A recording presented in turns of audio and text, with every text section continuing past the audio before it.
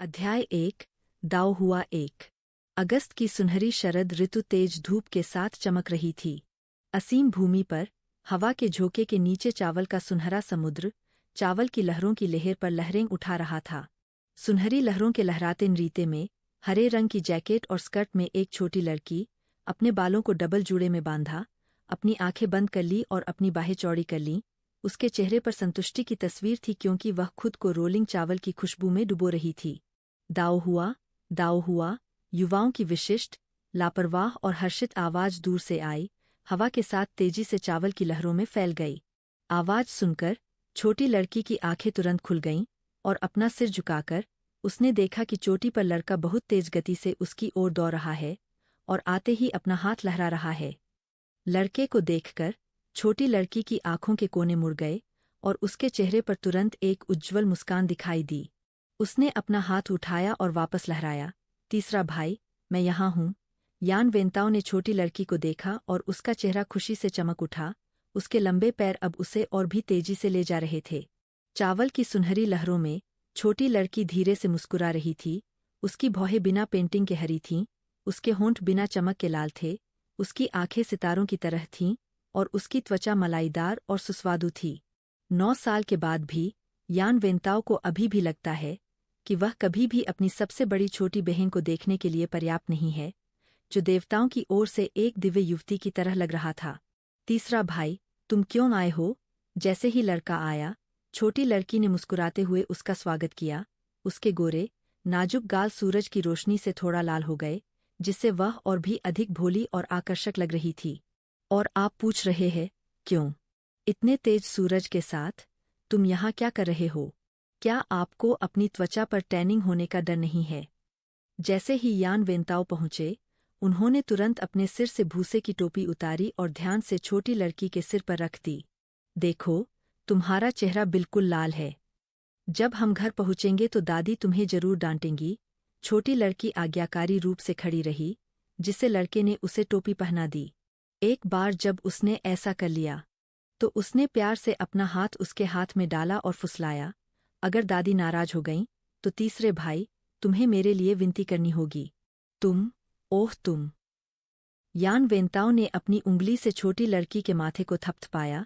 उसकी अभिव्यक्ति स्नेह और असहायता का मिश्रण थी। चलो, वापस चलते हैं। चाचा ने एक पत्र भेजा है और दादी इसे पढ़ने के लिए आपका इंतजार कर रही है। शहर। छोटी लड़की ने उदासीनता से कंधे उचकाए, यह दिखाते हुए कि उसे वास्तव में इसकी कोई परवाह नहीं है। यह देखकर यान वेंताओ ने हंसते हुए कहा, क्या तुम चाचा और चाची को नहीं देखना चाहते? छोटी दाव हुआ का जन्म उस वर्ष हुआ था जब चाचा ने शाही परीक्षा उत्तीर्ण की थी। अगले वर्ष उन्हें शाही परीक्षा में तीसरा स्थान प्राप्त करने के गौरव के साथ 7वीं रैंक के काउंटी मजिस्ट्रेट के रूप में नियुक्त किया गया। उस समय छोटा दाव हुआ बहुत छोटा था और दादी की तबीयत खराब थी, इसलिए चाचा के लिए अपनी नियुक्ति पर उन्हें अपने साथ ले जाना असुविधाजनक था और वे परिवार के घर में ही रह गए। इस तरह 8 साल बीत गए। अपनी सबसे बड़ी छोटी बहन को देखते हुए, जिसने 9 साल की उम्र में अपने माता पिता को केवल कुछ ही बार देखा था, यान वेंताओ की आंखों में दिल का दर्द झलक गया। मैं उन्हें देखना चाहता हूँ, छोटे दाव हुआ ने आधे अधूरे मन से उत्तर दिया। सीमित होने की तुलना में एक बड़े घर के अंदरूनी हिस्से में वह ग्रामीण इलाकों का अप्रतिबंधित जीवन पसंद करती थी। यदि संभव हो तो वह हमेशा के लिए खेतों में रहना पसंद करेगी, इत्मीनान से जीवन जीना। इस समय तक भाई बहन गांव की सड़क पर कदम रख चुके थे और लोग अचानक उनके चारों ओर आ गए थे। ओह, देखो, यह दाव हुआ और वेंताओ है। तीसरे अंकल, मिस्टर वू।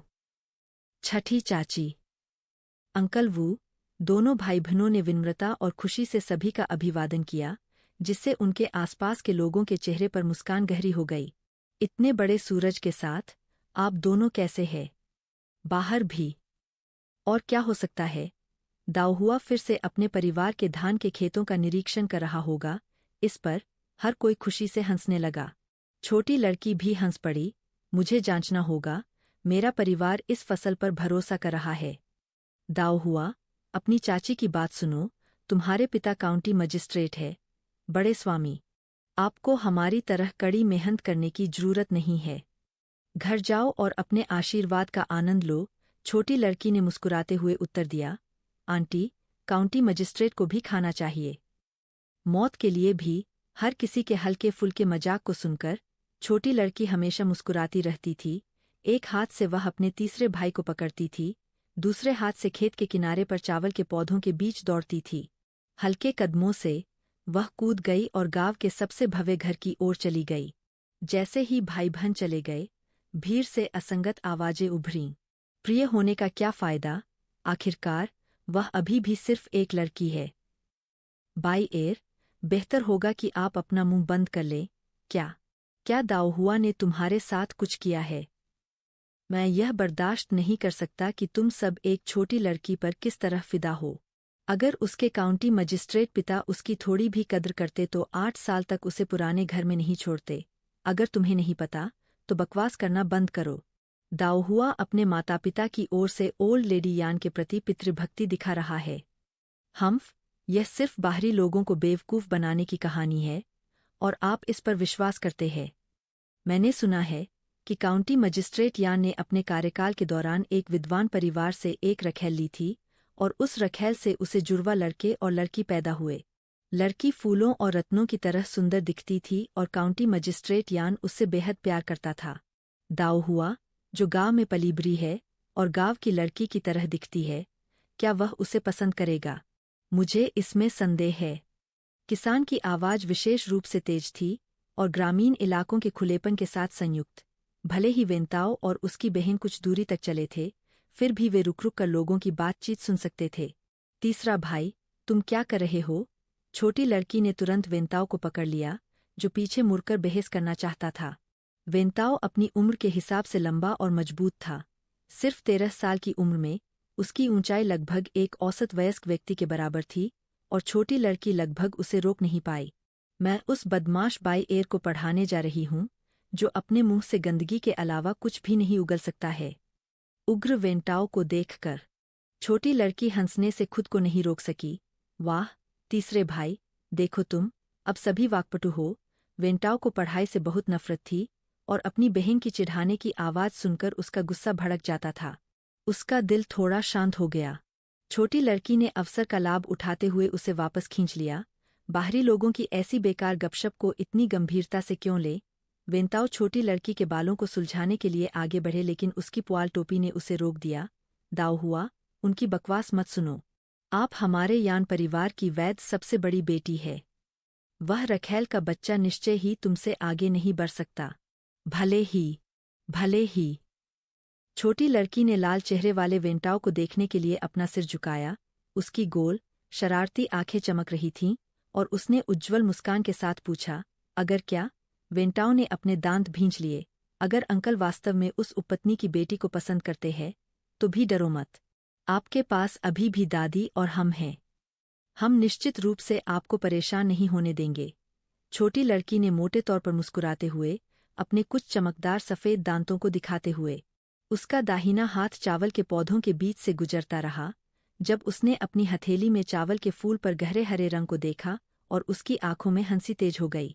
ठीक है, दादी के साथ, चाहे पिताजी कितने भी ऊंचे पद पर क्यों न हो, वह उनकी अवज्ञा करने की हिम्मत नहीं करेंगे, है ना? उसके स्वर में चिंता का कोई संकेत नहीं था।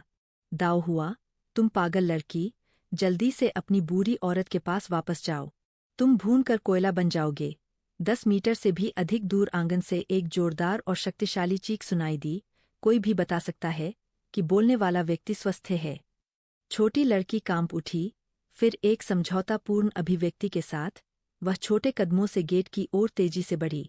जैसे ही वह भागी, उसने चिल्लाकर कहा, दादी, आपकी प्यारी नन्ही दाऊहुआ वापस आ गई है। अध्याय 2, फीटल वियर 1। तुम्हें अभी भी पता है कि वापस कैसे आना है? जैसे ही दाऊहुआ ने मुख्य द्वार से कदम बढ़ाया, उसके माथे पर एक बड़ा झटका लगा। ओह, तीसरे भाई, मुझे बचा लो। दादी अब दाऊहुआ से प्यार नहीं करती। आंगन में एक कर्कश और सुखद युवा लड़की की आवाज गूंजी। फिर आंगन में एक बड़ा हंगामा हुआ। पगली, अगर 3 दिन तक पिटाइन हो तो छत की खपरेल उखाड़ डालो। क्या आपको हर दिन बाहर दौड़ने, इतनी तेज धूप में झुलसने का डर नहीं लगता? क्या धान के खेतों में सोना है या चांदी है जो आपको इतनी आकर्षक लगती है? सोना है। दादी, क्या आपको नहीं लगता कि वे सुनहरे धान के दाने बिल्कुल सोने जैसे दिखते हैं? बकवास सोना, लोगों की बेटियां पूरा दिन घर के अंदर ढककर बिताना पसंद करती है। लेकिन दूसरी ओर, आप तब तक सहज महसूस नहीं कर सकते जब तक कि आप अपने आप को कुरकुरान कर ले, ठीक है? दादी, यह गलतफहमी है। दाऊहुआ बिल्कुल भी कोयला नहीं बनना चाहता। मैं बाहर भागता हूँ क्योंकि मुझे पता है कि मैं अंधेरा नहीं हो जाऊंगा। जिन्होंने मुझसे कहा था कि मुझे दादी की स्वाभाविक रूप से सुंदर त्वचा विरासत में मिली है। मुझे वह बकवास बात मत करो, यहाँ तक कि सबसे अच्छी त्वचा का भी इस तरह दुरुपयोग नहीं किया जाना चाहिए। आंगन में हरे रंग की एक छोटी लड़की एक मुक्त खरगोश की तरह इधर-उधर दौड़ रही थी। उसके पीछे एक ऊर्जावान, अच्छी तरह से सजीद जी बूढ़ी महिला तेजी से उसका पीछा कर रही थी। यान दाओ हुआ, वही रुक जाओ। बिल्कुल नहीं, दादी, पहले रुको। मैं यह मानने से इनकार करता हूँ कि यह बूढ़ी औरत आपको आज नहीं पकड़ सकती। दादी, मैं गलत थी। मैं अब दोपहर को बाहर नहीं जाऊंगा। तुम्हारे लिए अब कोई अब नहीं है। ऐसा मत बनो। युवा और बूढ़े को देखना, चेहरे लाल नहीं थे, सांसें तेज नहीं थीं, एक दूसरे का पीछा करते हुए छत के नीचे हर कोई प्रशंसा से भरा था। हर गुजरते साल के साथ माँ का स्वास्थ्य बेहतर होता जा रहा है। यान परिवार का तीसरा बच्चा, यान झिकियांग, आंगन में दोनों के बीच की चंचल दौड़ को देखकर मुस्कुरा रहा था। उसकी पत्नी, श्रीमती वू, होठों को सिकोड़कर मुस्कुराई, क्या यह सच नहीं है? जब तक दाऊहुआ आसपास है, माँ के पास खाली समय का एक क्षण भी नहीं है, और एक बार जब वह घूमना शुरू कर देती है, तो उसकी आत्माओं में स्वाभाविक रूप से सुधार होता है। यान वेंताओं ने अपने माता पिता को देखा, जो उत्साह से बहुत प्रसन्न थे, मौन में, पिताजी, माँ, कृपया उन्हें सलाह दें। सूरज बहुत तेज है, लू से सावधान रहें। यह सुनकर यान झिकियांग ने तुरंत अपने चेहरे पर मुस्कान ला दी और जल्दी से आंगन में चले गए। दाऊहुआ को पकड़ लिया, जिसके गाल लाल थे, और बुढ़िया की ओर मुड़े। माँ, मैंने तुम्हारे लिए दाऊहुआ को पकड़ लिया है, और उसे ठीक से अनुशासित करो। थर्ड अंकल की बाह पर उभरी हुई मांसपेशियों को देखकर, मांसपेशियां जो उनके कपड़ों से भी नहीं छिप सकती थीं, दाऊहुआ ने चतुराई से संघर्ष करने से परहेज किया और दयनीय रूप से उस बूढ़ी महिला की ओर देखा, जो थोड़ी भारी सांस के साथ आ रही थी। आप इतनी ताकत क्यों लगा रहे हैं? वह सिर्फ एक लड़की है। वह तुम्हें इस तरह ऊपर खींचे जाने का सामना कैसे कर सकती है? अपनी सबसे बड़ी पोती को उसके तीसरे बेटे द्वारा लहराते हुए देखकर बूढ़ी औरत तुरंत नाराज हो गई। उसने उस पर कड़ी नजर डाली और तेजी से लड़की को अपने हाथों में ले लिया। यान झिकियांग ने शर्म से उसकी नाक को छुआ। उसके चेहरे पर असहायता का भाव था। वह जानता था कि इसका परिणाम यही होगा। पूरे परिवार में वह माँ ही थीं जो दाऊहुआ को सबसे अधिक प्यार करती थीं। वह खुद लोगों को सजा दे सकती थी, लेकिन अगर कोई और दाऊहुआ पर उंगली उठाने की हिम्मत करता, तो वह तुरंत परेशान हो जाती। आओ, मेरे पीछे आओ। बूढ़ी मैडम यान ने अपनी सबसे बड़ी पोती की ओर देखा और उसका हाथ पकड़कर हॉल की ओर बढ़ गई। दाऊहुआ ने उपद्रव करना बंद कर दिया और वृद्ध महिला से प्यार से लिपट गई। दादी, मैं भविष्य में दोबारा ऐसा करने की हिम्मत नहीं करूंगी।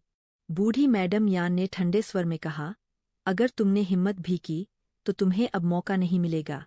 आपके माता पिता ने एक पत्र भेजा है। वे अब से व्यक्तिगत रूप से आपका मार्गदर्शन करेंगे। देखते हैं, आप कितने जंगली हो सकते हैं। यह सुनकर दाऊहुआ के चेहरे पर तुरंत मुस्कान आ गई। दादी, क्या हम नहीं जा सकते? बस यान गांव में रहो, मुझे लगता है कि यह यहाँ काफी अच्छा है। बूढ़ी मैडम यान ने अपनी पोती का माथा थपथपाया। उसकी आवाज में सख्त प्यार का स्पर्श था। आप, कुछ लोग चाहते हैं कि उन्हें काउंटी शहर में रहने का मौका मिले और नहीं। फिर भी आप एक अजीब व्यक्ति है, जो मौका मिलने पर वहां नहीं जाना चाहते। दाऊहुआ ने अपने होंठ थपथपाए। काउंटी शहर गांव जितना स्वतंत्र नहीं है। अपने पोते की प्रकृति को जानते हुए बूढ़ी मैडम यान ने कोशिश नहीं की। उसे मनाने के लिए और उसे बेसिन के सामने खींच लिया।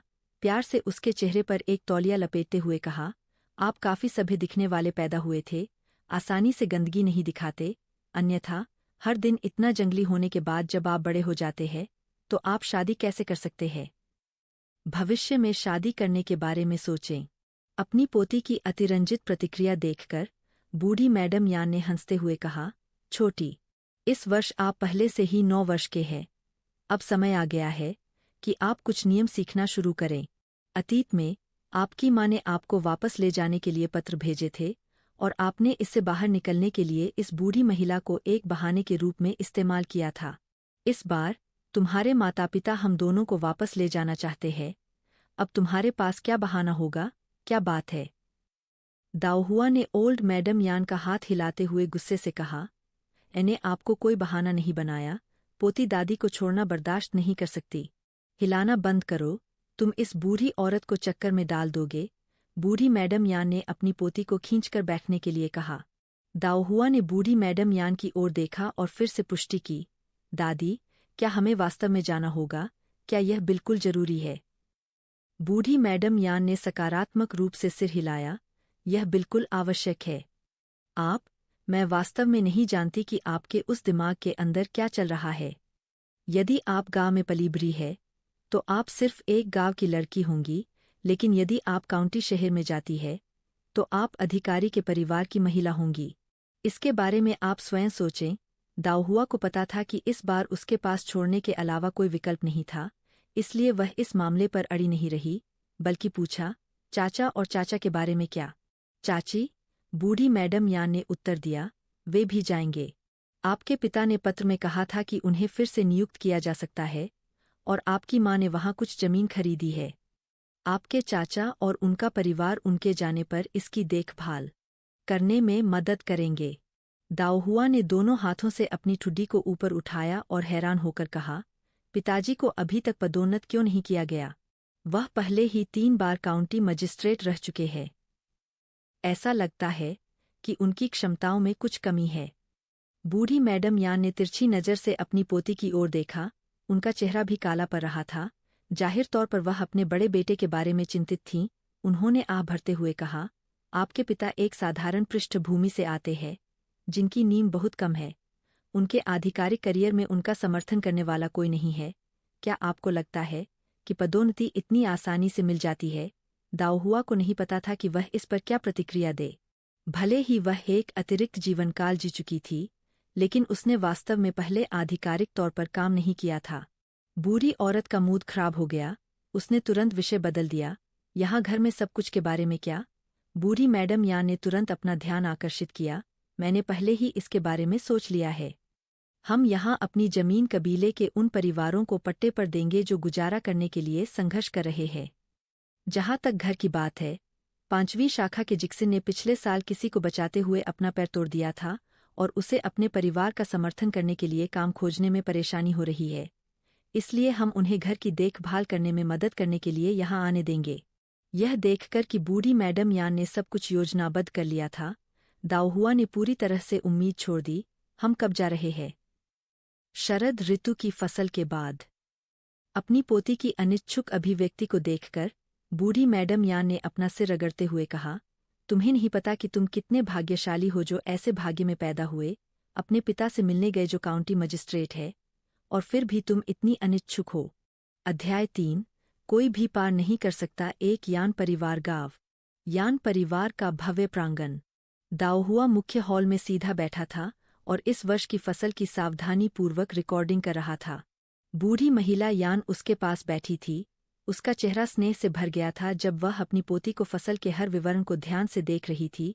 उसकी अभिव्यक्ति तेजी से संतुष्ट और गर्वित हो रही थी। वह जानती थी कि गांव और कबीले ने अक्सर उसके पक्षपात के बारे में कानाफूसी की थी। उस पर अपने पोते पोतियों के बजाय एक पोती को पालने का आरोप लगाया था, लड़की को बहुत लाड़ प्यार दिया था। फिर भी वे लोग यह देखने में असफल रहे कि दाओहुआ को सभी कितना प्यार करते थे। न केवल उसकी उपस्थिति अच्छी थी, बल्कि उसे विशेष रूप से आशीर्वाद भी दिया गया था। उसके जन्म पर उसकी सबसे बड़ी बेटी को भी विशेष रूप से आशीर्वाद दिया गया था। बेटा, जो शाही परीक्षाओं में 2 बार असफल हुआ था, अंततः सफल हुआ।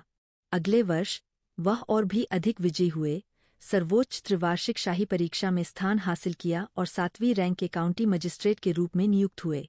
उसके बाद उनके परिवार, जिसे यान गांव में औसत माना जाता था, ने हर साल बेहतर दिन देखे, धीरे धीरे समृद्ध हुए। इसके अलावा लड़की पर विशेष रूप से हृदयस्पर्शी प्रभाव पड़ा, जिसने उसके आसपास के लोगों के दिलों को पिघला दिया। उसके बच्चे के पिता की मृत्यु जल्दी हो गई और वह कम उम्र में ही विधवा हो गई। अपने 4 बच्चों का पालन पोषण करने के लिए वह केवल दिन-रात अथक परिश्रम कर सकती थी, जिससे वर्षों से उसका स्वास्थ्य गंभीर रूप से कमजोर हो गया था।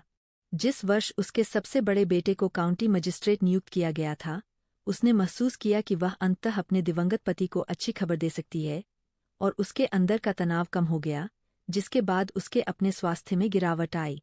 तब से वह भारी श्रम नहीं कर सकती थी, अक्सर सांस लेने में तकलीफ होती थी और औषधीय सूप और उपचार के निरंतर प्रवाह पर निर्भर रहती थी। जब उसके सबसे बड़े बेटे ने पदभार संभाला, तो दाओहुआ अपने गृहांगन में ही रह गया था। पहला इसलिए क्योंकि वह अभी भी एक युवा लड़की थी, लंबी दूरी की यात्रा के लिए अयोग्य थी। दूसरा, क्योंकि दाओहुआ कोमल और प्यारी थी। उसके बड़े भाई ने देखा कि वह अपनी दादी का मूड कैसे अच्छा कर देती है, और उसने जानबूझकर उसे खुश करने और मनोरंजन करने के लिए दाओहुआ को पीछे छोड़ दिया। 5 साल की उम्र में उसने किसी तरह सुना कि 10 मील से अधिक दूर स्थित दिव्य मंदिर का एक साधु उसकी दादी की बीमारी को ठीक कर सकता है, और वह चुपचाप दवा मांगने के लिए ग्रामीणों के पीछे पीछे मंदिर में चली गई। गर्मी के बीच की चिलचिलाती धूप, जो वयस्कों को दर्द से कराह सकती थी, निश्चित रूप से इतने छोटे के लिए असहनीय थी। बच्चा दाओहुआ को दर्जनों मील तक लड़खड़ाते हुए दवा लेते हुए देखकर बूढ़ी औरत यान का दिल पहले की तरह नरम हो गया। अजीब बात है, तब से बूढ़ी औरत यान के स्वास्थ्य में दिन-ब-दिन उल्लेखनीय सुधार हुआ, और अब वह चलने में औसत युवा महिला को भी पीछे छोड़ सकती है। यह लड़की वास्तव में उसका भाग्यशाली सितारा थी। दादी, क्या हमारी 200 एकड़ से अधिक भूमि की सारी फसल को लिनी काउंटी में भेजा जाना चाहिए? इसकी गणना करने के बाद, साल की फसल काटने के बाद, दाओहुआ ने ओल्ड लेडी यान की ओर देखा। लिनी काउंटी वह जगह थी जहां उनके पिता काउंटी मजिस्ट्रेट के रूप में कार्यरत थे। बूढ़ी महिला यान ने सिर हिलाया। उत्तर में कई प्रांत पिछले साल सूखे से पीड़ित थे। हालांकि उत्तर में होने के कारण लिनी काउंटी में गंभीर सूखा नहीं पड़ा, लेकिन फसल भी उतनी अच्छी नहीं हुई। हमारे अनाज को वहां भेजकर इसका कुछ हिस्सा हमारे परिवार के उपयोग के लिए संग्रहित किया जाएगा, और बाकी को चांदी के पैसे के लिए बेचा जा सकता है। दाओहुआ ने आह भरी और सांसारिक रूप से बुद्धिमान होने का नाटक किया। ऐसा लगता है कि पिता के लिए यह आसान समय नहीं है। आधुनिक समय में भी प्राकृतिक आपदाओं से निपटना मुश्किल है। ओल्ड लेडी यान ने कहा, अब आप अपने पिता के सामने आने वाली चुनौतियों को समझते हैं, है ना? जब आप लिनी काउंटी पहुंचेंगे, तो आपको अपने पिता के करीब रहना होगा। जन्म के बाद से उनकी पोती कभी भी अपने माता पिता के करीब नहीं रही, यहाँ तक कि अनौपचारिक बातचीत में भी उसका उल्लेख शायद ही कभी किया जाता था। बूढ़ी महिला यान को चिंता थी कि उनकी पोती अपने माता पिता से अलग हो सकती है। वह बूढ़ी हो रही थी, और अंत में उसकी पोती को अपने माता पिता पर निर्भर रहना होगा। लिनी काउंटी में जाने के बाद उसे अपने बेटे और पोती के बीच एक अच्छे रिश्ते को बढ़ावा देने का प्रयास करना होगा। दाओहुआ ने चिल्लाते हुए कहा, पिता के पास उनकी अनमोल बेटी है। हो सकता है उसे मेरी इतनी परवाह न हो। बूढ़ी महिला यान ने नकली झुंझलाहट के साथ अपनी पोती की ओर देखा। क्या तुम्हें लगता है कि तुम उस उपपत्नी के बच्चे के साथ प्रतिस्पर्धा नहीं कर सकती? हालांकि वे दोनों पोती थीं, वह मदद नहीं कर सकती थी लेकिन पक्षपात कर सकती थी। उसके सबसे बड़े बेटे ने अपने पत्रों में उपपत्नी के जुड़वा बच्चों की कितनी भी प्रशंसा की हो, उसकी नज़र में दाओहुआ बेजोड़ था। दाओहुआ तुरंत खड़ा हो गया, अपना सिर ऊंचा उठाया और घोषणा की, जोश, उसके साथ प्रतिस्पर्धा करें। मैं बस उससे ऊपर हूँ। एक छोटे बच्चे के साथ प्रतिस्पर्धा करना उसकी गरिमा से नीचे था। हालांकि उसका वर्तमान शरीर एक बच्चे जैसा था, लेकिन अंदर से वह लगभग 30 के दशक के किसी व्यक्ति की तरह परिपक्व महसूस करती थी। बूढ़ी महिला यान ने अपनी पोती के दिखावे को मनोरंजन के साथ देखा और उसे आश्वस्त किया, निश्चिंत रहें, आप यान परिवार की वैध सबसे बड़ी पोती है, और कोई भी आपसे आगे नहीं निकल सकता है। दाओहुआ ने खुद को ओल्ड लेडी यान की बाहों में फेंक दिया। उसकी आंखें और भौहें मुस्कुराहट से भर गईं। क्या बड़ा भाई भी मुझसे आगे नहीं बढ़ सकता? तुम चतुर चालबाज हो। बूढ़ी महिला यान ने अपनी पोती के माथे पर थपथपाया। वह तुम्हारा अपना बड़ा भाई है, क्या तुम भी उससे ईर्ष्या करोगी? अंत में दादी का पसंदीदा केवल दाओहुआ ही हो सकता है। वह एक शरारती मुस्कान के साथ बड़बड़ाई, अपना सिर बुढ़िया के आलिंगन में छिपा दिया। जहां तक इस दादी की बात है, जिसे उसने आंखें खोलते ही देखा था, और जिसने फिर खाना खिलाया और हाथ में हाथ डाला, दाओहुआ उसे आकर्षित करने और मनोरंजन करने में अविश्वसनीय रूप से कुशल हो गई थी। हाँ, इस बूढ़ी औरत की पसंदीदा वास्तव में आप है। यह पागल लड़की, बूढ़ी महिला यान ने कहा, उसके सिर को धीरे से हिलाते हुए भोग और असहायता का मिश्रण। माँ, तभी यान झिकियांग और उसकी पत्नी ने प्रवेश किया। दाओहुआ बुढ़िया के आलिंगन से बाहर आया और अपने तीसरे चाचा और चाची का अभिवादन करने के बाद आज्ञाकारी रूप से एक तरफ बैठ गया। यान परिवार ने एक काउंटी मजिस्ट्रेट को पेश किया था, जिसके पास गांव के सामान्य परिवारों की तुलना में अधिक घरेलू नियम थे। जबकि युवा पीढ़ी को अपने बुजुर्गों के बोलने पर जाने की जरूरत नहीं थी, वे अपनी इच्छानुसार बीच में बोलने के लिए भी स्वतंत्र नहीं थे। यान झिकियांग, माँ, हमने पहले ही अनाज पैक कर दिया है, बुजुर्ग श्रीमती। यान ने सिर हिलाया। उसका तीसरा बेटा हमेशा चीजों को सावधानीपूर्वक और सोच समझकर संभालता था, उसे कोई चिंता नहीं होती थी। तो अच्छा है, तुम सब कल निकल जाओ। यान झिकियांग एक पल के लिए झिझका। माँ, क्या अच्छा रहेगा कि मैं पीछे रहूं और तुम्हारे साथ यात्रा करूं? श्रीमती यान ने अपने तीसरे बेटे पर कड़ी नजर डाली। अगर तुम रुकोगे तो इतने अनाज की देखभाल कौन करेगा? तब मैं पीछे रहूंगी, वो परिवार ने पेशकश की, उत्सुकता से बातचीत जारी रखी। अनाज जल मार्ग से जाएगा और उसे जल्दी रवाना होने की जरूरत होगी। लेकिन अगर वह और घर का मुखिया दोनों चले जाएं, तो सड़क से अकेले यात्रा कर रही उनकी माँ, दाओहुआ और वेंताओ को कोई अनहोनी होने पर वे अपने सबसे बड़े भाई को कैसे जवाब देंगे? श्रीमती यान ने अपना हाथ खारिज करते हुए लहराया। वेनहुई अभी भी जवान है और उसे आपकी देखभाल की जरूरत है। मैं दाओहुआ और वेंताओ के साथ यात्रा करूंगी, बूढ़े संजोड़े के साथ। हम पूरे रास्ते आधिकारिक सड़कों से गुजरेंगे, कोई समस्या नहीं होगी। एक बार जब उसने निर्णय ले लिया, तो अपना मन बदलना बहुत मुश्किल था। अगले दिन यान झिकियांग और उनकी पत्नी अपने 6 वर्षीय बेटे यान वेनहुई के साथ लिनी काउंटी की सड़क पर निकलने वाले पहले व्यक्ति थे। यान कबीले के कई लोग उन्हें छोड़ने आए। झिकियांग, भविष्य में आपको हम बूढ़े लोगों से मिलने के लिए वापस आना होगा, ठीक है? तीसरे दादाजी, निश्चिंत रहें, हम हर साल वापस आएंगे। क्या आप भूल गए हैं कि हमें अपने पूर्वजों को भी बलिदान देना चाहिए? झिकियांग, यदि आप सफल हो जाते हैं, तो अपने साथी ग्रामीणों के बारे में मत भूलिए। मैं नहीं भूलूंगा, मैं नहीं भूलूंगा। इस बीच यान परिवार के भव्य प्रांगण में कबीले नेता की पोती यान युनशी ने दाओहुआ को ईर्ष्या से अपना सामान पैक करते हुए देखा। दाओहुआ, एक बार जब आप लिनी काउंटी पहुंच जाएंगी, तो आप वास्तव में मजिस्ट्रेट की बेटी बन जाएंगी। दाओहुआ ने छोटी लड़की की टिप्पणी पर हंसते हुए मुस्कुराते हुए कहा, भले ही लिनी काउंटी नहीं जाऊं, फिर भी मैं मजिस्ट्रेट की बेटी हूं। छोटी लड़की यान युनशी क्षण भर के लिए स्तब्ध रह गई और चिल्लाने लगी। कबीले नेता की पोती के रूप में यान गांव के सभी बच्चे उसका समर्थन करना चाहते थे, फिर भी एक व्यक्ति था जिसे वह कभी पार नहीं कर सकती थी। यह व्यक्ति यान दाओहुआ था, जो उसके सामने खड़ा था। देख रहा था दाओहुआ के गोरे और नाजुक गाल जो स्वास्थ्य से चमक रहे थे। यान युंगसी को लगा कि उसकी ईर्ष्या बढ़ती जा रही है।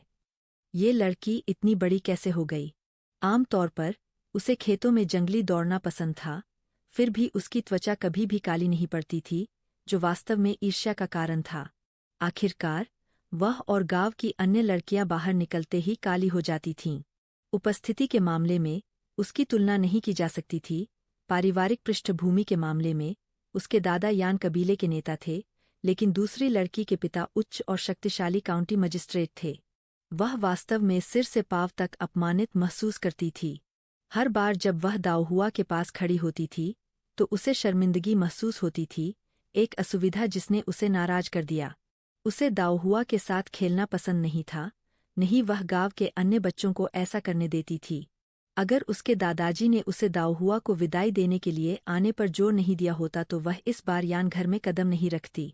अपने दादा और पिता के बीच के निजी शब्दों को याद करते हुए यान यूंसी अपनी ईर्ष्या को छिपा नहीं सकी और बोली, दाओहुआ, मुझे लगता है कि तुम अधिक समय तक मजिस्ट्रेट की बेटी का खिताब अपने पास नहीं रख पाओगी। दादाजी ने कहा, तुम्हारे पिता पहले ही काउंटी मजिस्ट्रेट के रूप में 3 कार्यकाल पूरा कर चुके हैं, और मजिस्ट्रेटों का भी मूल्यांकन किया जाना है। यदि कोई मानकों को पूरा नहीं करता है, तो उन्हें बर्खास्त किया जा सकता है। दाओहुआ ने सामान पैक करना बंद कर दिया और छोटी लड़की की ओर देखने लगी। किसी को भी प्राचीन काल में युवा लड़कियों की चालाकी को कम नहीं आंकना चाहिए, कभी कभी वह, एक वयस्क, को भी उनकी चालाकी की प्रशंसा करनी पड़ती थी। आपको हमारे पारिवारिक मामलों के बारे में चिंता करने की जरूरत नहीं है। मेरे पिता का निस्संदेह एक सुचारू और सफल करियर होगा। क्या और कुछ है? मेरे पास अभी भी पैक करने के लिए बहुत कुछ है, इसलिए मैं तुम्हें बाहर नहीं देखूंगा, उसने कहा। इन शब्दों के साथ दाओहुआ चली गई। आत्मविश्वास से भरी छवि वाली छोटी लड़की दूरी पर पीछे हट रही थी। अध्याय 4। सिर्फ इसलिए कि मैंने भीड़ में आ पर एक अतिरिक्त नज़र डाली। घर के मामलों को देखने के बाद बूढ़ी मैडम यानलिनी काउंटी के लिए रवाना हुई, जहां उनका सबसे बड़ा बेटा, उनकी सबसे बड़ी पोती, उनके तीसरे पोते और 2 लंबे समय के नौकरों के साथ कार्यालय ले रहा था। बूढ़ी मैडम यान ने कबीले के भीतर एक उच्च दर्जा रखा था और वर्षों से यान परिवार ने साथी कबीले के सदस्यों को काफी समर्थन दिया था।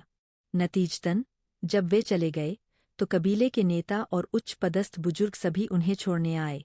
बूढ़ी भाभी, इस साल बारिश कम हुई है और फसल कहीं भी अच्छी नहीं हुई है। केवल हमारे यान गांव में आपके द्वारा प्रदान किए गए बीजों के कारण पिछले वर्षों की तुलना में 10 गुना अधिक उपज हुई। मैं यहाँ सभी की ओर से कबीले का आभार व्यक्त करने के लिए आया हूँ। किसान अपनी जीविका के लिए स्वर्ग पर निर्भर रहते हैं और 1 साल की कड़ी मेहनत के बाद भी उनके पास खाने के लिए पर्याप्त नहीं होता है। बूढ़ी मैडम यान के प्रति कबीले नेता की कृतज्ञता हार्दिक थी। पैदावार में वृद्धि के साथ ग्रामीणों के चेहरों पर मुस्कान और अधिक चौड़ी हो गई थी। अब सामान्य चिंताओं से बादल नहीं रहे। बूढ़ी मैडम यान ने तुरंत झुकते हुए कबीले नेता को अपने पैरों पर खड़ा करने में मदद की और गंभीरता से कहा, कबीले नेता, आपको ऐसी बातें नहीं कहनी चाहिए। विधवा और अनाथ होने के नाते अगर कबीले ने शुरुआती वर्षों के दौरान विभिन्न तरीकों से हमारा समर्थन नहीं किया होता तो मेरे बच्चों ने आज जो हासिल किया है वह कैसे हासिल कर पाते। नेता का चेहरा बिल्कुल ईमानदार था। बूढ़ी भाभी, इसका उल्लेख करने की कोई आवश्यकता नहीं है। एक ही कबीले के लोगों के लिए घनिष्ठ संबंध साझा करना और एक दूसरे का समर्थन करना स्वाभाविक है। हमने जो किया वह कुछ भी महत्वपूर्ण नहीं था। बूढ़ी भाभी, आप हमारे कबीले की स्थिति जानती है। अगर जी गाँव और अन्य लोगों को कभी किसी चीज की जरूरत हो तो बस शब्द कहें और कबीला निश्चित रूप से पूरा समर्थन प्रदान करेगा। इस पर कबीले के अन्य बुजुर्गों ने भी अपनी एकजुटता व्यक्त की। कबीले के तीसरे बुजुर्ग ने कहा, हाँ जी गाँव की माँ, अगर आपको लिनी काउंटी में किसी चीज की जरूरत है तो बस हमें एक पत्र भेजे। प्रभावित होकर बूढ़ी मैडम यान ने कहा, जी गाँव की ओर से मैं यहाँ सभी को धन्यवाद देती हूँ। यदि अवसर मिलता है तो मैं उन्हें अपना आभार व्यक्त करने के लिए व्यक्तिगत रूप से वापस लाऊंगी। कबीले के नेता और बुजुर्ग सभी उनके शब्दों से प्रसन्न दिखे। अवाक! जैसे ही सभी ने शब्दों का आदान प्रदान किया, आधा घंटा जल्दी ही बीत गया। गाड़ी में बैठकर दाओहुआ ने अपने छोटे पैरों को आलस्य से घुमाया, जिससे चल रही गतिविधियों में रुचि खो गई। जैसे ही वह झपकी लेने के लिए गाड़ी में चढ़ने वाली थी, उसकी दादी ने अंततः कबीले नेता और अन्य लोगों को अलविदा कह दिया। गाड़ी में चढ़ने के बाद बूढ़ी मैडम यान ने राहत की लंबी सांस ली। पफट! कबीले के नेता और बाकियों के साथ मजाक करने में मजा आया। बूढ़ी मैडम यान ने अपनी आंखें घुमाईं। आपने खुद ही कहा है, यह मजाक के अलावा और कुछ नहीं है। इसका आनंद कौन ले सकता है? दाओहुआ, फिर आपने उनसे इतनी देर तक बात क्यों की? बूढ़ी मैडम यान, एक अकेला धागा एक धागा नहीं बनाता, एक अकेला पेड़ जंगल नहीं बनाता। आपके पिता अब 7वीं रैंक के काउंटी मजिस्ट्रेट हो सकते हैं, लेकिन वह अभी भी यान कबीले के बिना नहीं रह सकते, अधिक दूर तक नहीं जा सकते। आह! आपके पिता लगभग 9 वर्षों तक काउंटी मजिस्ट्रेट रहे हैं, हमेशा मेहनती और ईमानदार। लेकिन उन्हें कभी पदोन्नत क्यों नहीं किया गया? क्या ऐसा इसलिए नहीं है क्योंकि नौकरशाही में कोई ऐसा व्यक्ति होता जो आपके पिता के लिए बोल सकता? बूढ़ी मैडम यान अचानक रुक गईं। उनकी अभिव्यक्ति कुछ गंभीर हो गई। यह देखकर यान वेंताओं ने दाओहुआ को इशारा किया कि वह आगे न पूछे। दाओहुआ को पता था कि उसकी दादी सोच रही थीं उसकी चौथी चाची की। जब उनके पिता ने शाही परीक्षाएं उत्तीर्ण कीं तो उनके सहपाठी यांग बोई चौथी चाची के लिए शादी का प्रस्ताव रखने आए।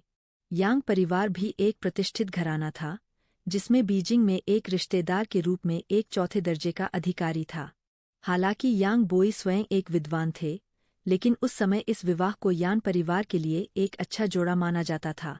प्रारंभ में चौथी चाची की शादी के बाद यांग परिवार ने यान परिवार के साथ घनिष्ठ संबंध बनाए रखा, लेकिन बाद में जब यांग बोई ने भी शाही परीक्षाएं उत्तीर्ण कीं, तो यांग परिवार बीजिंग चला गया और तब से दोनों परिवारों के बीच संबंध ठंडे हो गए।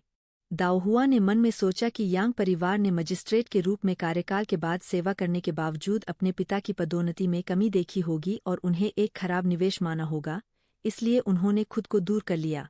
किसी को स्वीकार करना होगा, ये प्राचीन लोग वास्तव में बहुत व्यावहारिक थे। पोते पोतियों के चुप रहने पर बूढ़ी मैडम यान ने अपनी बात जारी रखी। इन वर्षों में कबीले के कई युवा सदस्य विद्वतापूर्ण गतिविधियों में सक्षम साबित हुए हैं। एक बार जब वे परीक्षाएं पास कर लेंगे तो आपके पिता के पास नौकरशाही हलकों में सहयोगी होंगे। दाओहुआ को संदेह हुआ, कौन जानता है कि इसमें कितना समय लगेगा। बूढ़ी मैडम यान ने अपनी पोती की ओर तिरछी नज़र से देखा। भले ही आपके पिता इसे देखने के लिए जीवित नहीं है, फिर भी आपके बड़े भाई है। किसी भी स्थिति में हम कबीले के साथ संबंध नहीं तोड़ सकते। दाओहुआ ने उदासीनता से कंधे उचकाए। उसका कबीले से संबंध तोड़ने का कोई इरादा नहीं था। यान गांव में वर्षों बिताने के बाद उसे समझ में आ गया था कि ये प्राचीन कबीले संबंध बेहद मजबूत थे। कोई भी स्वेच्छा से अपने आप को अपने कुल से अलग नहीं करेगा। उनके पीछे उनका कुल था, जो उन्हें धमकाने से बचा रहा था। बिना किसी कबीले के वे जड़हीन खरपतवार की तरह थे, जो दुनिया में किसी के भी द्वारा रौंदे जाने के लिए असुरक्षित थे। दाओहुआ ने गाड़ी का पर्दा उठाया और गांव की दिशा में देखा। केवल कबीले के नेता और कुछ अन्य लोगों को अभी भी गांव के प्रवेश द्वार पर खड़ा पाया, जिससे वह बहुत प्रभावित हुई। दरअसल अपने कुल की समृद्धि के लिए ये लोग अपने अहंकार को किनारे रख सकते थे। दाओहुआ ने कहा, दादी, मुझे आज ही एहसास हुआ कि हमारे कबीले के नेता दादाजी बहुत अच्छे वक्ता है। अनुमान लगाने का तात्पर्य यह था कि कबीले में सभी को स्वाभाविक रूप से एक दूसरे का समर्थन करना चाहिए। इससे पहले जो सहायता उन्होंने प्रदान की थी वह उसकी तुलना में नगण्य थी। आशय स्पष्ट था, है ना? वे चाहते थे कि उसके सौतेले पिता कबीले की मदद करें, है ना? बूढ़ी महिला यान ने अपनी चतुर और समझदार पोती की ओर देखा, फिर अपने भोले भाले ईमानदार तीसरे पोते की ओर देखा और अपना सिर हिलाया। यह आपसी लाभ के अलावा और कुछ नहीं है। कुछ बातें जोर से बोलने की तुलना में दिल से बेहतर जानी जाती है। दाओहुआ ने उत्तर दिया, वैसे भी मैं इसके बारे में दूसरों से बात नहीं करता। वेंताओ भ्रमित लग रहा था, अपने सिर के पिछले हिस्से को खुजला रहा था। वह समझ नहीं पा रहा था कि उसकी दादी और दाओहुआ क्या चर्चा कर रहे थे। चलो बाहर बैठते हैं, तीसरे भाई और दादी सुन को हमारी दादी के साथ अंदर आने देते हैं, दाओहुआ ने सुझाव दिया। ठीक है। लिनी काउंटी की ओर जाने वाली आधिकारिक सड़क पर एक घोड़ागाड़ी स्थिर गति से चल रही थी। गाड़ी पर लगभग 50 वर्ष का एक व्यक्ति बागडोर संभाल रहा था। उसके बगल में 2 युवक बैठे थे, एक बड़ा और एक छोटा। बड़ी सरल और मजबूत थी, जबकि छोटी कोमल और प्यारी थी। युवा मास्टर दाओहुआ, क्या आप बुरिया का उत्साह बढ़ाने के लिए कोई धुन गाना चाहेंगे? अंकल सन ने दाओहुआ की ओर देखते हुए हंसते हुए पूछा, जो एक लड़के के वेश में था। दाओहुआ ने सोचा कि लड़की के रूप में तैयार होना यात्रा के लिए असुविधाजनक है, इसलिए उसने लड़कों के कपड़े पहनना शुरू कर दिया था। इस संबंध में ओल्ड लेडी यान ने कोई आपत्ति नहीं जताई। इसके विपरीत वह दाओहुआ को चतुर पाते हुए काफी उत्साहवर्धक थी। हालांकि इन वर्षों में हर जगह काफी शांति थी, फिर भी यात्रा करते समय कम प्रोफाइल रखना सबसे अच्छा था। निश्चित रूप से, चलो एक साथ गाते हैं, थर्ड ब्रदर, दाओहुआ ने जवाब दिया। ठीक है। जल्द ही उनकी युवा और तेज गायन आवाजें आधिकारिक सड़क पर हवा में गूंज उठीं। रास्ते में चलते और रुकते हुए बूढ़ी महिला यान ने अंकल सन को तेजी से आगे बढ़ने के लिए नहीं कहा। उनकी पोती और तीसरा पोता कभी भी काउंटी से बाहर नहीं गए थे और उन्हें अपने क्षितिज को व्यापक बनाने के लिए दुनिया को और अधिक देखने की अनुमति देना फायदेमंद था। दाओहुआ और अन्य लोग जब भी सराय में आते थे तो वहां आराम करते थे, और जब वे किसी शहर में पहुंचते थे और मूड में होते थे तो वे घूमने के लिए भी समय निकालते थे। हालांकि आधे महीने के बाद, जैसे ही उन्होंने उत्तरी क्षेत्रों में प्रवेश करना शुरू किया, ऐसे अवसर दुर्लभ हो गए। वे जितना उत्तर की ओर गए, सड़क पर उन्हें उतने ही अधिक शरणार्थी मिले। क्षीण शरणार्थियों को देखकर बूढ़ी महिला यान आहें भरने से खुद को नहीं रोक सकी। आह, ऐसा लगता है कि उत्तर में पिछले साल का सूखा काफी गंभीर था। फटे और सूखे खेत देखकर दाओहुआ को भी निराशा हुई। यात्रा के दौरान वह बहुत शांत हो गई, अपनी हथेली में हरे दाओहुआ फूल को घूरते हुए, जो एक छोटे हरे तिल जैसा दिखता था, विचारों में खो गई। बुढ़िया, आगे एक सराय है, क्या हम आज रात वहीं आराम करें? अंकल सन की आवाज ने पूछा। बूढ़ी महिला यान ने सराय का निरीक्षण करने के लिए गाड़ी का पर्दा उठाया और यह देखकर कि यह काफी सभ्य था, सहमति में सिर हिलाया। फिर वह दाओहुआ और वेंताओ के साथ गाड़ी से उतरी। सराय शहर के फाटकों के ठीक बाहर बनी थी, जहां कई लोगों के आने जाने की हलचल थी। सड़क गाड़ियों और वैगनों से अटी पड़ी थी, जिससे काफी जीवंत दृश्य बन रहा था। प्राचीन काल की हर चीज से मंत्रमुग्ध होकर दाओहुआ ने गाड़ी से उतरते ही उत्सुकता से इधर-उधर देखना शुरू कर दिया। यहाँ भीड़ अधिक है, तो आइए हम सब एक साथ रहें। वेंताओ, अपनी बहन का अच्छे से ख्याल रखना। बूढ़ी महिला यान ने अपने तीसरे पोते को सावधान रहने की याद दिलाते हुए दाओहुआ का हाथ पकड़ते हुए दृढ़ता से चेतावनी दी। उस समय दाओहुआ ने बहुत आज्ञाकारी व्यवहार किया, एक हाथ बूढ़ी महिला यान का और दूसरा वेंताओ का। कोई बहुत अधिक सतर्क नहीं हो सकता। वू वू। जैसे ही वे सराय के मुख्य प्रवेश द्वार में प्रवेश करने वाले थे, दाओहुआ ने अचानक पास की एक गाड़ी से आने वाली कराह और दबी हुई कराह सुनी और उसने सहजता से देखने के लिए अपना सिर घुमाया। लगातार राहगीरों से भरी गाड़ी के सामने गहरी आशा और भीख से भरी दो आंखें दाओहुआ के दृष्टि क्षेत्र में आ गईं। अध्याय 5। मानव तस्कर 1। दाओहुआ, तुम क्या देख रहे हो? अब सराय में जाने का समय हो गया है। यान वेंताओ ने देखा कि दाओहुआ लगातार पीछे मुड़कर देखने के लिए अपना सिर घुमा रही थी और उसने उसका हाथ खींच लिया। उसी समय वह उसके करीब चला गया, आसपास के लोगों को उससे टकराने से रोकने के लिए सावधानी से उसकी रक्षा की। दाओहुआ काफी आकर्षक थी, यहाँ तक कि अब भी वह मोटे भांग के कपड़े पहने हुए एक लड़के के रूप में तैयार थी, फिर भी वह काफी आकर्षक लग रही थी, काफी आकर्षक। गाड़ी से उतरने के बाद कई लोग अपनी राह देख रहे थे।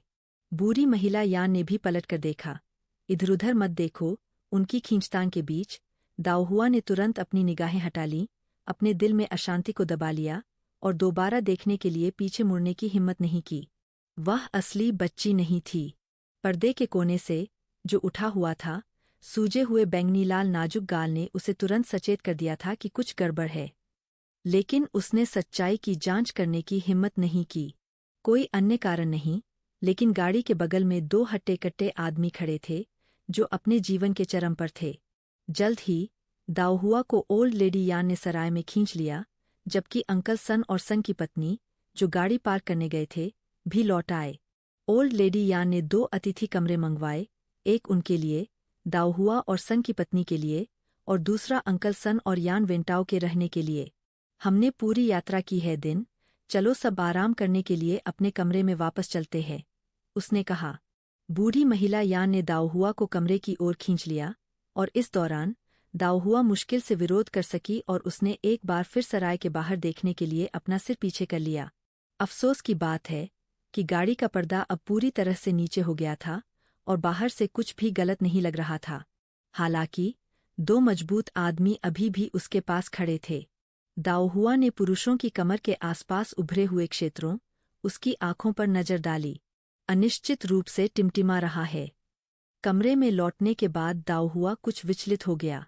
जब भोजन परोसा गया, तो उसने जल्दी-जल्दी केवल कुछ टुकड़े ही खाए। यह देखकर बूढ़ी महिला यान ने सोचा कि उसकी पोती यात्रा से थक गई है, और उसने उसे बिस्तर पर जाकर आराम करने का आग्रह किया। रात में दाओहुआ करवट लेती रही और सो नहीं पाई। हर बार जब वह अपनी आंखें बंद करती, तो सूजा हुआ बैंगनी लाल युवा गाल उसके दिमाग में फिर से उभर आता। क्या वे मानव तस्कर थे, या किसी अमीर परिवार का कोई गंदा रहस्य? इससे कोई फर्क नहीं पड़ता कि यह क्या था। ऐसा लग रहा था कि यह कुछ ऐसा नहीं था जिससे वह निपट सकती थी, नहीं उसके पास ऐसा करने की क्षमता थी। वे 2 हट्टे-कट्टे आदमी, जिन्होंने अपनी कमर के चारों ओर हथियार छुपाए होंगे, जाहिर तौर पर निर्दयी थे। उसके पक्ष में उसकी दादी, अंकल सन और सन की पत्नी सभी बूढ़े थे, और उसका तीसरा भाई सिर्फ 13 साल का लड़का था। उनके पास उनका सामना करने की कोई शक्ति नहीं थी। एक लापरवाही भरा कदम, और इस प्रक्रिया में वे स्वयं को खतरे में डाल सकते हैं। तुम अभी तक सोए क्यों नहीं? क्या आप थके हुए हैं? बूढ़ी औरत या ने देखा कि उसकी पोती अभी भी जाग रही है, अपनी उनींदापन को दबा रही है, और धीरे से उसकी पीठ थपच पाई। बूढ़ी औरत के शांत चेहरे को देखते हुए दाऊहुआ का दिल धीरे धीरे शांत हो गया। उसका दिमाग खाली हो गया, उसकी पलकें भारी हो गईं और धीरे धीरे वह सो गई। अगली सुबह बूढ़ी औरत यान ने दाऊहुआ को जल्दी जगाया। सड़कों पर अधिक से अधिक शरणार्थी है, हमारे लिए बेहतर होगा कि हम पहले लिनी काउंटी पहुंचें। बूढ़ी औरत यान चिंतित थी सड़क की सुरक्षा और इस पर विचार करने के बाद उन्होंने अपनी यात्रा की गति तेज करने का फैसला किया। नाश्ता करने और सराय से बाहर निकलने के बाद बूढ़ी महिला यान अपने पोते पोतियों को सराय से दूर ले गई। निकलते समय दाऊहुआ ने सराय में गाड़ी पर ध्यान दिया और पाया कि कल की संदिग्ध गाड़ी गायब थी। उसकी भावनाएं मिश्रित थीं। वह नहीं जानती थी कि उसे राहत देनी है या नहीं, बचाने या न बचाने के बारे में चिंता करने की कोई जरूरत नहीं है, या गाड़ी में मौजूद लोगों के बारे में चिंता करनी है। रास्ते में दाऊहुआ और अन्य लोगों ने अधिक से अधिक शरणार्थियों को देखा, और समय समय पर उन्होंने कुछ शरणार्थियों को यात्रियों को लूटते हुए भी देखा। सुरक्षा के लिए ओल्ड लेडी यान ने एस्कॉर्ट ब्यूरो के काफिले में शामिल होने के लिए कुछ चांदी खर्च की और वे एक साथ सड़क पर उतरे। सड़क पर लगातार डकैतियों के कारण उनकी यात्रा की गति में अनिवार्य रूप से देरी हो गई थी। शाम तक एस्कॉर्ट ब्यूरो निर्धारित सराय तक नहीं पहुंच सका और उसे आराम करने के लिए केवल एक जीर्ण-शीर्ण मंदिर ही मिला। जैसे ही वे जीर्ण-अशीर्ण मंदिर में दाखिल हुए, दाऊहुआ का चेहरा तुरंत बदल गया। वह गाड़ी मंदिर के प्रांगण में बंधी हुई थी और दो हट्टे-कट्टे आदमी आग जलाकर उसके बगल में बैठ गए, अब मांस का एक टुकड़ा भून रहे थे, जिसकी पहचान अनिश्चित थी। वू वू वू वू। जैसे ही सभी लोग गाड़ी के पास से गुजरे, उन्होंने अंदर से आने वाली आवाजें सुनी और ऊपर देखा। उसी समय एक महिला गाड़ी से बाहर निकलते हुए हंसी, घर पर बच्चा नखरे कर रहा है। यह सुनकर एस्कॉर्ट ब्यूरो के लोगों ने कुछ नहीं कहा और सीधे मंदिर में चले गए।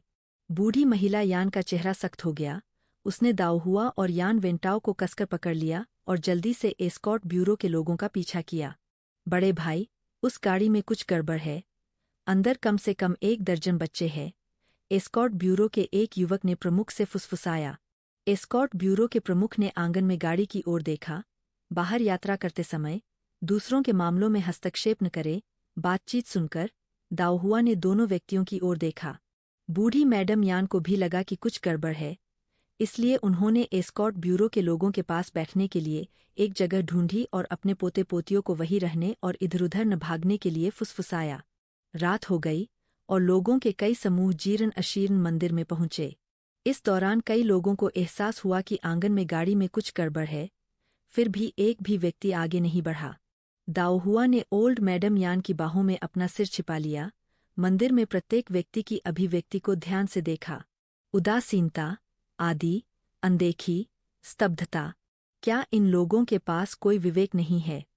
जरूरी नहीं। वे जानते थे कि प्रांगण में 3 लोग मानव तस्कर हो सकते हैं, लेकिन इन यात्रियों के लिए जो साल भर भटकते रहते थे, सुरक्षित रूप से घर पहुंचना उनकी सबसे बड़ी इच्छा थी।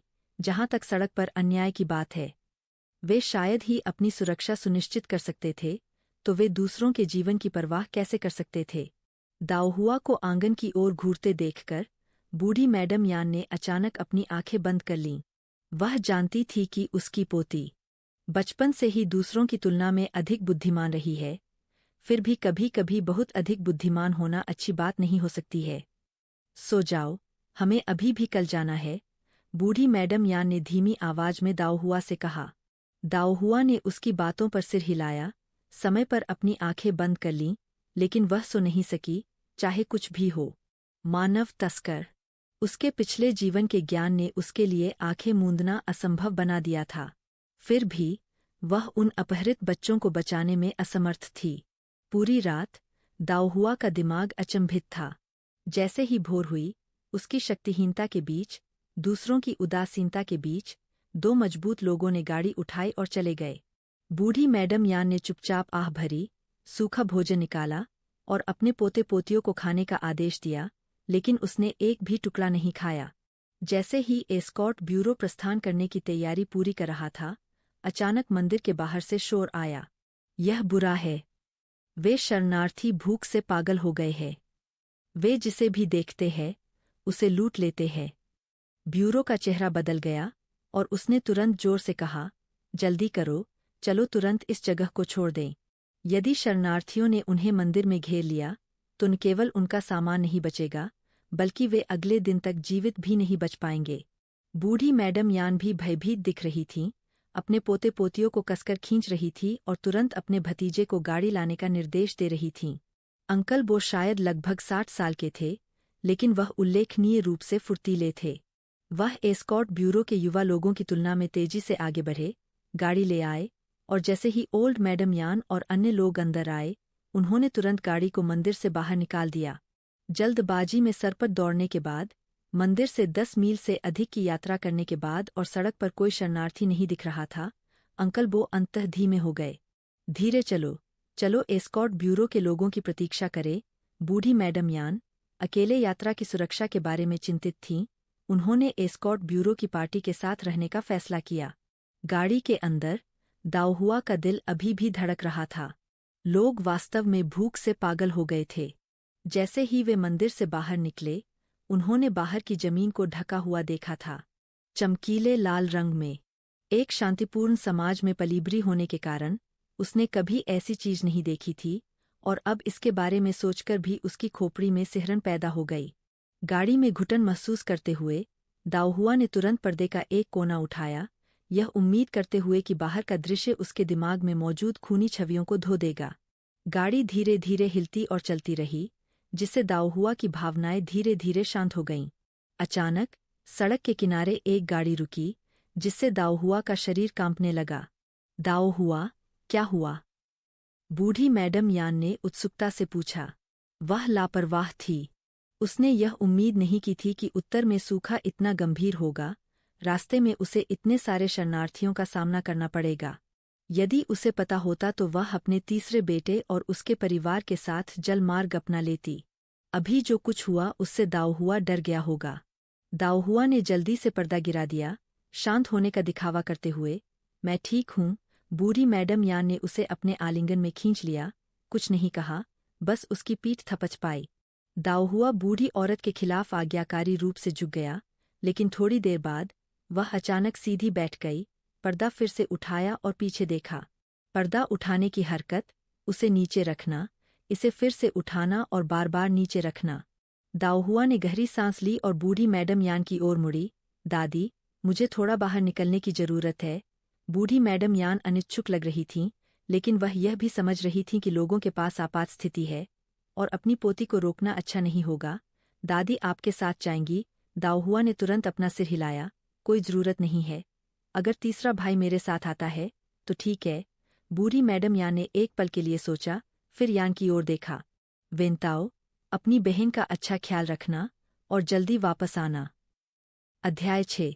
किसी को बचाना 1। दाओहुआ, अगर तुम्हें जरूरत हो तो शौचालय का उपयोग करो, मैं यहाँ तुम्हारे लिए निगरानी रखूंगा।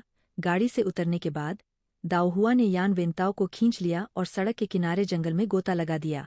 शिश। झुकते हुए दाओहुआ ने एक मौन इशारा किया, यान वेंताओ को न बोलने का संकेत दिया और आगे की सड़क की ओर इशारा किया। क्या बात है? यान वेंताओ ने अवचेतन रूप से अपनी आवाज धीमी कर ली।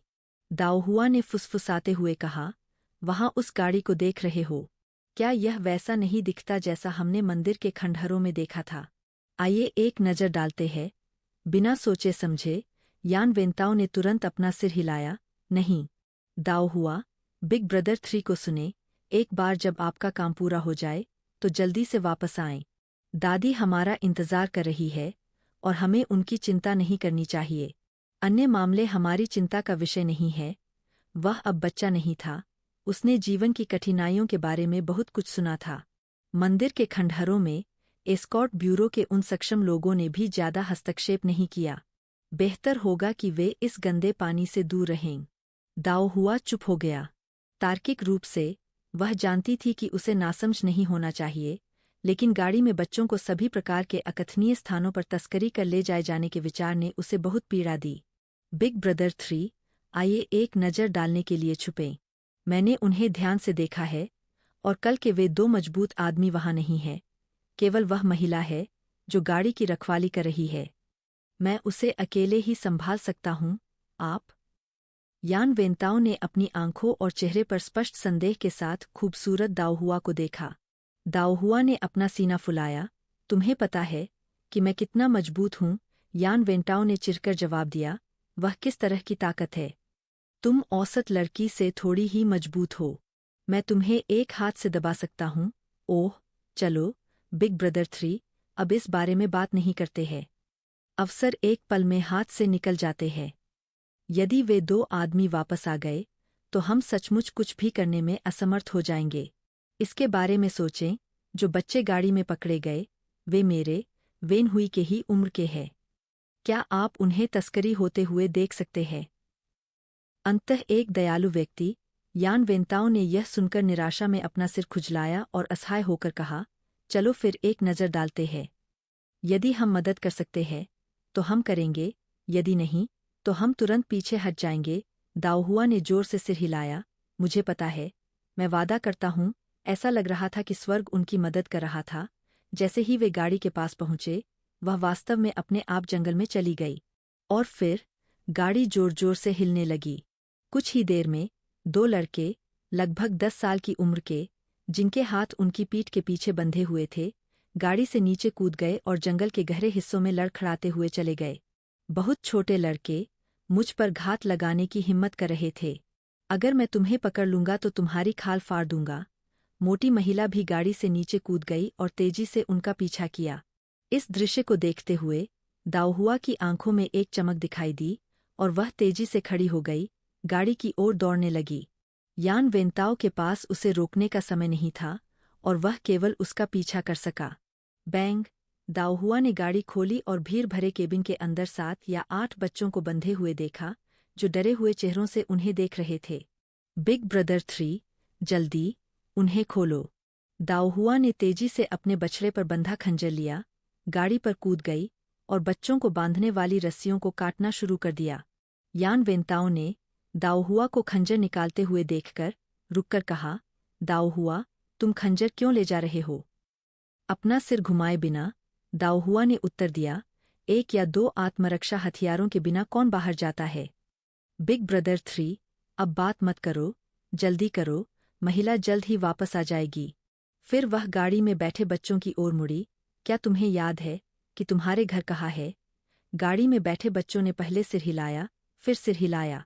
यह देखकर दाओहुआ को थोड़ा सिरदर्द महसूस हुआ। ये बच्चे 10 साल से अधिक उम्र के थे और सबसे छोटे केवल 7 या 8 साल के थे। इस पर विचार करने के बाद दाओहुआ ने तुरंत अपने पास मौजूद थैली उतारी और प्रत्येक बच्चे को एक चांदी की जौ दी। घोड़ा गाड़ी से उतरने के बाद भीड़-भाड़ वाली जगहों की ओर दौड़ें। यदि आपको कोई शहर दिखे, तो उसमें प्रवेश करें। फिर सरकारी कार्यालय जाएं और उनसे आपको घर भेजने के लिए कहें। सुनिश्चित करें कि आप दोबारा पकड़े न जाएं। तब तक यान वेंताओ ने पहले ही बच्चों की सभी रस्सियां खोल दी थीं। दाओहुआ, अब हमारे जाने का समय हो गया है। यह कहते हुए उसने दाओहुआ को पकड़ लिया और घोड़ा गाड़ी से नीचे कूद गया।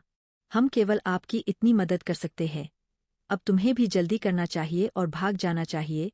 बच्चों से यह कहने के बाद किसी भी प्रतिक्रिया की प्रतीक्षा किए बिना यान वेंताओ ने दाओहुआ को खींच लिया और भाग गया। तीसरे भाई, थोड़ा धीरे दौड़ो। दाओहुआ को यान वेंताओ ने खींच लिया था और वह पीछे मुड़कर अपना सिर घुमाते हुए भागी। यह देखकर कि बच्चे भागने में काफी होशियार थे, उसने आखिरकार राहत की सांस ली। प्राचीन समय नहीं थे, आधुनिक लोगों की तरह, और वह नहीं जानती थी कि उसने जो किया है वह वास्तव में उनकी मदद कर सकता है या नहीं। वह केवल प्रार्थना कर सकती थी कि वे सभी अपने माता पिता के पास लौट सकें। अचानक पास के जंगल से एक तेज चीख आई। यान वेंताओ झिझकते हुए रुके। दाओहुआ ने उसे खींचते हुए कहा, तीसरे भाई, 2 और भी है। हम उन दोनों की देखभाल नहीं कर सकते। क्या तुमने उस महिला को उनका पीछा करते हुए नहीं देखा? यान वेंताओ ने दाओहुआ को दूर खींचने के इरादे से दृढ़तापूर्वक कहा। तीसरे भाई, चलो और देखें, शायद हम कुछ मदद कर सकें। आप? आह! यान वेंताओ, दाओहुआ द्वारा लगातार पीछा किए जाने के बाद खुद को मजबूत करने के अलावा कोई विकल्प नहीं था और उसे शोर की दिशा की ओर ले गया। जल्दी से, झाड़ियों के झुरमुट के पीछे, उन दोनों ने 3 लोगों को एक दूसरे से कुश्ती करते देखा। एक हृष्ट-पुष्ट महिला एक युवा लड़के के साथ उसकी गर्दन कसकर पकड़ रही थी। सांस लेने में कठिनाई के कारण युवा लड़के की आंखें बाहर निकल आईं, उसका चेहरा लाल हो गया और नसें स्पष्ट रूप से फड़कने लगीं।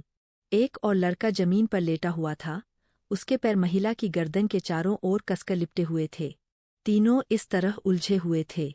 इस दृश्य को देखकर दाऊहुआ ने एक शब्द भी नहीं कहा और अपने पैरों से एक बास्केटबॉल के आकार का पत्थर उठाया और उसे महिला के सिर पर फेंक दिया।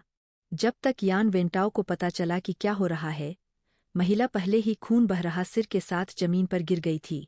महिला के सिर से खून निकला, चमकीले लाल रंग के कारण दाऊहुआ थोड़ा लड़खड़ा गया, लेकिन तुरंत उसने पत्थर को फेंक दिया, भाग गई, महिला को दूर धकेल दिया और नीचे दबे हुए लड़के को बचाया। उसे, तीसरे भाई, बस वहाँ खड़े मत रहो, जल्दी करो और उसे बचाओ। यान वेंताओ उसमें से बाहर निकला और जल्दी से दूसरे लड़के की मदद करने के लिए चला गया।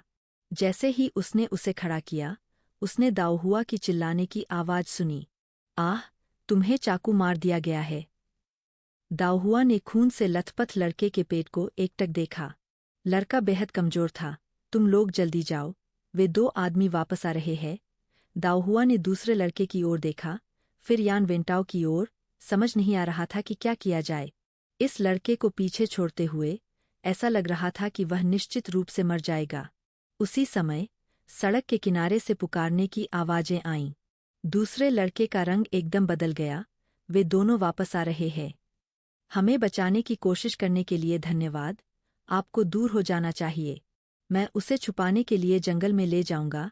यह कहते हुए वह छुरा घोंपने वाले लड़के की मदद करने के लिए चला गया। उसके कमजोर अंगों को देखते हुए दाऊहुआ ने अपने पैर हिलाए।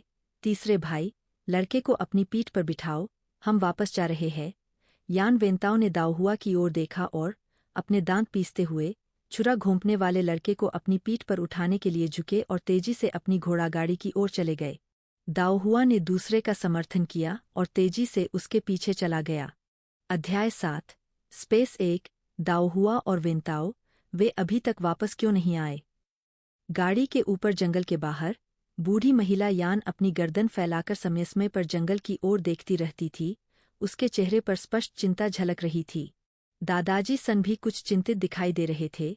बूढ़ी औरत, क्या मैं जाऊं और उन्हें ढूंढूं?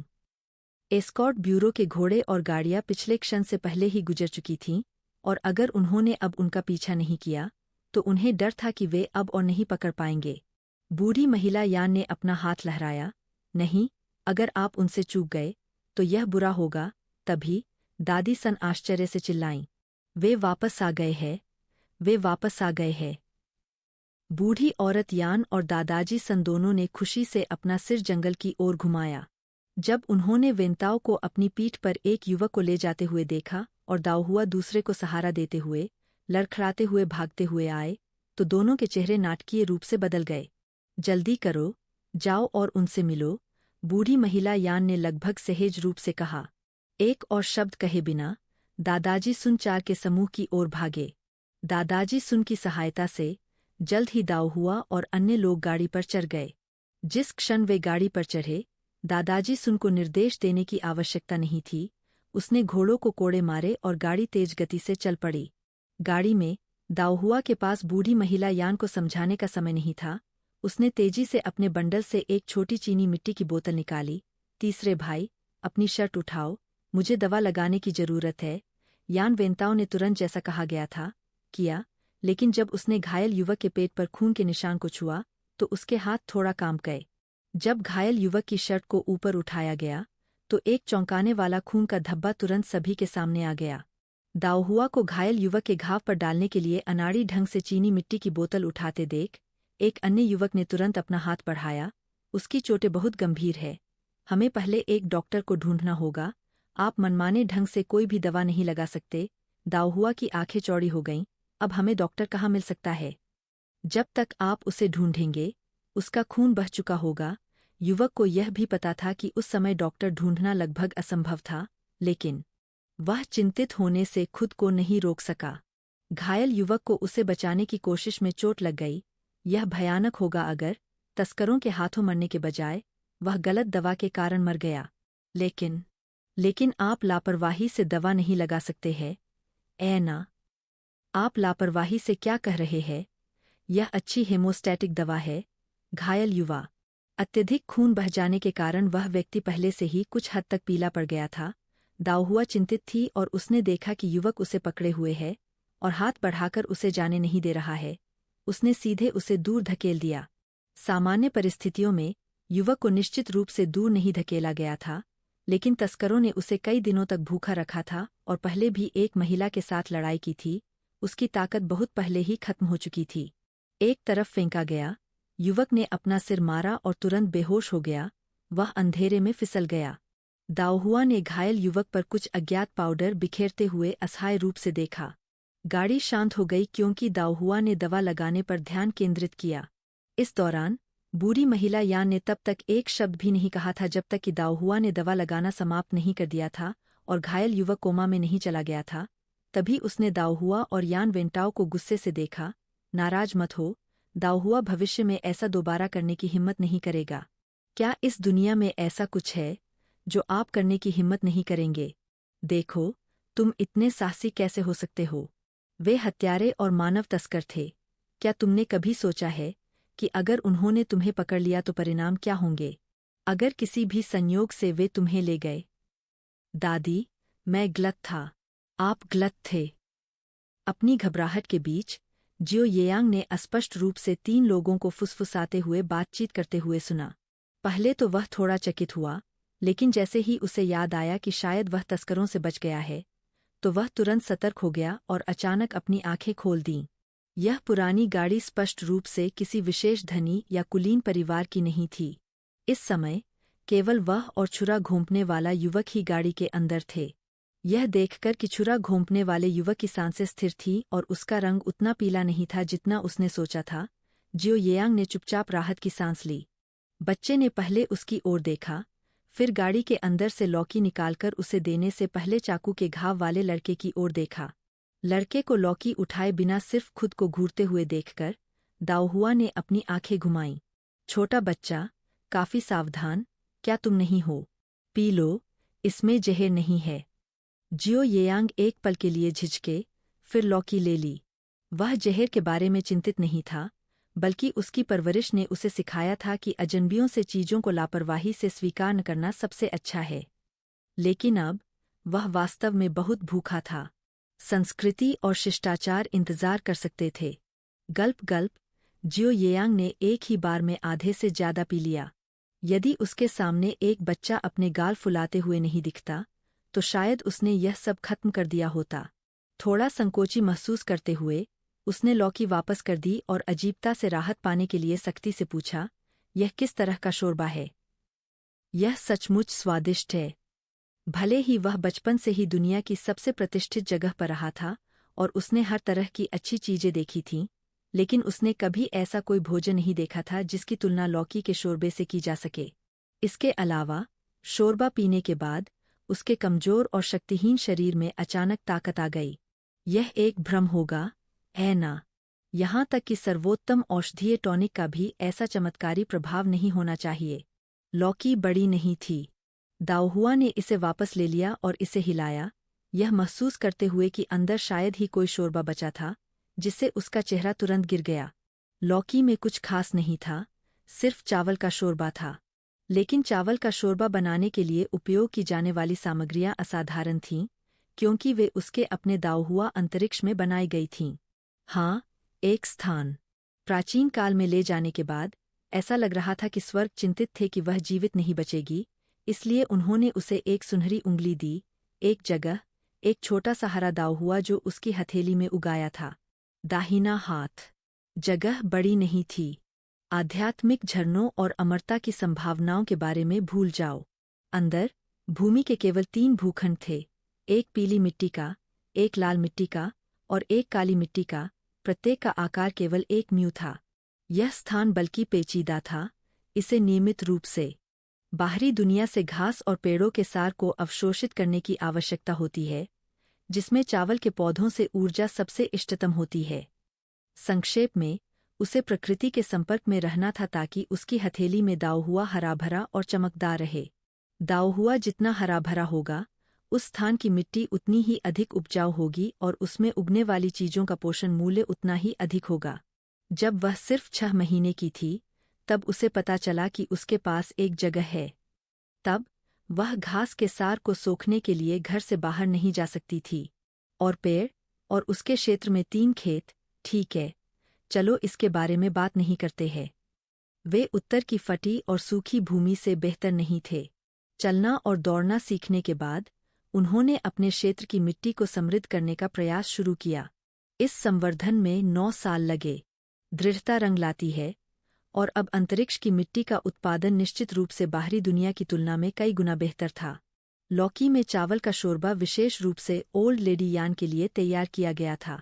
इन वर्षों में, हालांकि वह कभी कभार बूढ़ी महिला को अपने स्थान पर उगाए गए भोजन खिलाती थी, और बूढ़ी महिला का स्वास्थ्य सामान्य बुजुर्ग महिलाओं की तुलना में बहुत बेहतर था, तथ्य यह था कि बूढ़ी महिला वृद्ध हो गई थी और आधे महीने से अधिक समय तक यात्रा करने के बाद वह तनाव महसूस कर रही थी। अब उसका चावल का शोरबा किसी और ने पी लिया था। दाओ हुआ ने जियो येयांग की ओर देखा। यह सोचते हुए कि गाड़ी में अभी भी कोई बेहोश है, उसने लौकी में बचा हुआ चावल का शोरबा उसे खिलाने का फैसला किया। अध्याय 8। कम मत आको 1। तुम्हारा नाम क्या है? चाकू मारे गए लड़के को कुछ चावल का सूप खिलाने के बाद दाओ हुआ ने दूसरे लड़के की ओर देखा। लड़का एक पल के लिए चुप रहा, बोलने में अनिच्छुक लग रहा था, लेकिन अंततः उसने कहा, जियो येयांग। दाओ हुआ ने जियो येयांग को आकार दिया। लगभग 11 या 12 साल का, उसका चेहरा गंदा था, उसके बाल पक्षी के घोंसले की तरह उलझे हुए थे, और उसके कपड़े गंदे और बदबूदार थे। इन दिखावों से वह शायद ही बाहर के शरणार्थियों से अलग था। हालांकि उसकी सीधी मुद्रा और शांत व्यवहार से यह स्पष्ट था कि इस बच्चे को अच्छी तरह से पाला गया था। जैसा कि दाओ हुआ ने जियो येयांग का मूल्यांकन किया था, वह भी सावधानी से उसका अवलोकन कर रहा था। मुलायम और नाजुक, यह जियो येयांग की दाओ हुआ के बारे में पहली छाप थी। हालांकि उसने एक लड़के की तरह कपड़े पहने थे और उसने स्वचालित रूप से उसे एक लड़का ही समझा था, लेकिन यह लड़का उसके आदर्श में फिट नहीं बैठता था। उसके विचार में एक लड़के को लंबा और मजबूत होना चाहिए, कितनी नाजुक और कोमल, यहाँ तक कि एक लड़की से भी ज्यादा पीली। वह सब क्या था? हालांकि उसे उसकी शक्ल पसंद नहीं थी, लेकिन वह उसके साहस की प्रशंसा करता था। तस्कर को पत्थर से मारकर गिराने का कार्य वास्तव में बहादुरी भरा और निर्णायक था। तस्करों के हाथ लगे बच्चों का विभिन्न स्थानों से अपहरण कर लिया गया। वे लंबे समय से एक साथ नहीं थे और एक दूसरे को बिल्कुल भी नहीं जानते थे। दाओ हुआ आश्चर्यचकित था, आप एक साथ नहीं हैं? जियो येयांग, नहीं, दाओ हुआ, फिर आप एक साथ कैसे भाग निकले? जियो येयांग की अभिव्यक्ति कुछ उदास हो गई। बाकी लोग तस्करों का विरोध करने के लिए बहुत कायर थे। केवल वह झुकने को तैयार नहीं था। उसने भागने का रास्ता खोजने के लिए गुप्त रूप से मेरे साथ साजिश रची। दाओ हुआ ने सिर हिलाया, आप दोनों में काफी दम है। जियो येयांग ने दाओ हुआ पर नजर डाली और पूछा, तुम्हारे बारे में क्या? आपका नाम क्या है? मैं दाओ हुआ हूँ। दाओ हुआ? जियो येयांग ने दाओ हुआ का आकार बढ़ाते हुए अपनी भौहें सिकोड़ लीं। वह लड़की का नाम क्यों रखेगा? जियो येयांग की अजीब निगाहों को देखकर दाओ हुआ थोड़ा हैरान हुआ, लेकिन जल्दी ही समझ गया। उसने एक लड़के के रूप में कपड़े पहने थे, इसलिए लड़की का नाम रखना वास्तव में दूसरों को अजीब लगेगा। खांसी खांसी, छुरा घोंपने वाला लड़का जाग गया। अपनी आंखें खोलने पर लड़का घबराहट से भरा था, लेकिन जैसे ही उसने दाओ हुआ और जियो येयांग को पहचाना, वह धीरे धीरे शांत हो गया। हम बाहर निकल गए। छुरा घोंपने वाले लड़के ने जियो येयांग की ओर देखा। जियो येयांग ने सिर हिलाया। तभी छुरा घोंपने वाले लड़के ने वास्तव में राहत की सांस ली। दाओ हुआ ने छुरा घोंपने वाले लड़के के घाव की फिर से जांच की और एक बार फिर दवा लगाई। यह केवल रक्तस्राव को अस्थायी रूप से रोकने के लिए है। बाद में आपको अभी भी शहर जाकर डॉक्टर से इसे ध्यान से देखना होगा, समझे? चाकू मारे गए लड़के ने दाओ हुआ की ओर कृतज्ञतापूर्वक देखा। धन्यवाद। वह जानता था कि उसके जीवन का श्रेय उसके सामने आए युवाओं को जाता है। यदि उसने तस्कर को पत्थर से मारकर समय पर कार्रवाई नहीं की होती, तो शायद उसका दम घुटकर मर गया होता। और रक्तस्राव रोकने की दवा सस्ती नहीं होनी चाहिए, यह निश्चित रूप से उनके गांव के पुराने डॉक्टर द्वारा उपयोग की जाने वाली दवा से अधिक प्रभावी लग रहा था। जियो येयांग चुपचाप बैठा रहा और कई बार दाओहुआ के हाथ में छोटी चीनी मिट्टी की बोतल को देख रहा था। वह किस प्रकार की दवा थी? रक्तस्राव रोकने की प्रभावशीलता सेना में उपयोग की जाने वाली गोल्डन सोर दवा से भी बेहतर थी। दाओहुआ ने छुरा घोंपने वाले लड़के की ओर देखा। वैसे, तुम्हारा नाम क्या है? छुरा मारा हुआ लड़का। झाओ एरगो, आप मुझे एरगोजी कह सकते हैं। दाओहुआ ने सिर हिलाया। उसका नाम ग्रामीण लोगों के सौंदर्य शास्त्र में पूरी तरह से फिट बैठता है। तुम दोनों को तस्कर ने कैसे पकड़ लिया? वे दोनों 10 साल से अधिक उम्र के थे, जो अपहरण करने की सामान्य उम्र नहीं है। जैसे ही उसने बोला, दोनों के भाव गंभीर हो गए। झाओ एरगो सबसे पहले बोलने वाले थे। उनका स्वर बहुत उदास था। घर पर भयंकर सूखा पड़ा था और मेरे माता पिता ने मुझे गुप्त रूप से एक परिवार को गोद लिया हुआ दामाद बनने के लिए बेच दिया था। मुझे इस पर विश्वास नहीं हो रहा था, इसलिए मैं घर वापस आ गया, लेकिन रास्ते में मैं उन बाल तस्करों से टकरा गया। दाओहुआ ने जोर से आह भरी। प्राचीन काल में आम लोगों के लिए जीना बेहद कठिन था, और उसका मानना था कि झाओ एरगो के माता पिता भी उसे बेचना नहीं चाहते थे, लेकिन जीवित रहने के लिए उनके पास कोई अन्य विकल्प नहीं था। यान फैमिली गांव में उसने कई ऐसे मामलों के बारे में भी सुना था जहां जीवित रहने के लिए संघर्ष कर रहे परिवारों के पास अपने बच्चों को बेचने के अलावा कोई विकल्प नहीं था। तुम्हारे बारे में क्या? आपका अपहरण कैसे किया गया? दाओहुआ जियो येयांग की ओर मुड़ा। जियो येयांग का चेहरा खट्टा हो गया था और उसने उदास होकर कहा, मुझे संयोगवश साथ ले जाया गया था। हुँ? दाओहुआ और झाओ एरगो दोनों जियो येयांग की ओर देखने के लिए मुड़े। जियो येयांग, उस दिन मेरा मूड खराब था और मैं किसी तरह एक गली में भटक गया। तभी मैंने एक तस्कर को एक बच्चे को पीटते हुए देखा, और फिर मैं भी उनके साथ बंधा हुआ था। दाओहुआ के पास शब्द नहीं थे। उसे समझ नहीं आ रहा था कि वह क्या कहे। तुम सच में बदकिस्मत हो। क्या यह सिर्फ थाली में मुफ्त में भेजे जाने वाला महान व्यक्ति नहीं था? तभी यान वेंताओ गाड़ी पर चढ़ा। जैसे ही वह उठा, उसने जल्दी से कहा, बाल तस्कर हमें खोज रहे हैं। वे अब हमारे ठीक पीछे है। दादी ने मुझे आप सभी को बताने के लिए कहा। बिल्कुल चुप रहने के लिए। इन शब्दों के साथ दाओहुआ, जियो येयांग और झाओ एरगो सभी ने महसूस किया कि उनका दिल उनके गले तक पहुंच गया है। दाओहुआ ने गाड़ी के पर्दे का एक कोना उठाया और ध्यान से पीछे देखा। उनका वर्तमान स्थान सड़क के किनारे एक शराबखाने के बगल में था। न केवल वे वहां थे, बल्कि एस्कॉर्ट ब्यूरो के लोग और विभिन्न स्थानों से कई अन्य लोग भी थे। इस समय 2 आक्रामक दिखने वाले बलवान प्रत्येक व्यक्ति की तलाशी ले रहे थे, और यहाँ तक कि अन्य लोगों की गाड़ियों के माध्यम से भी चले गए।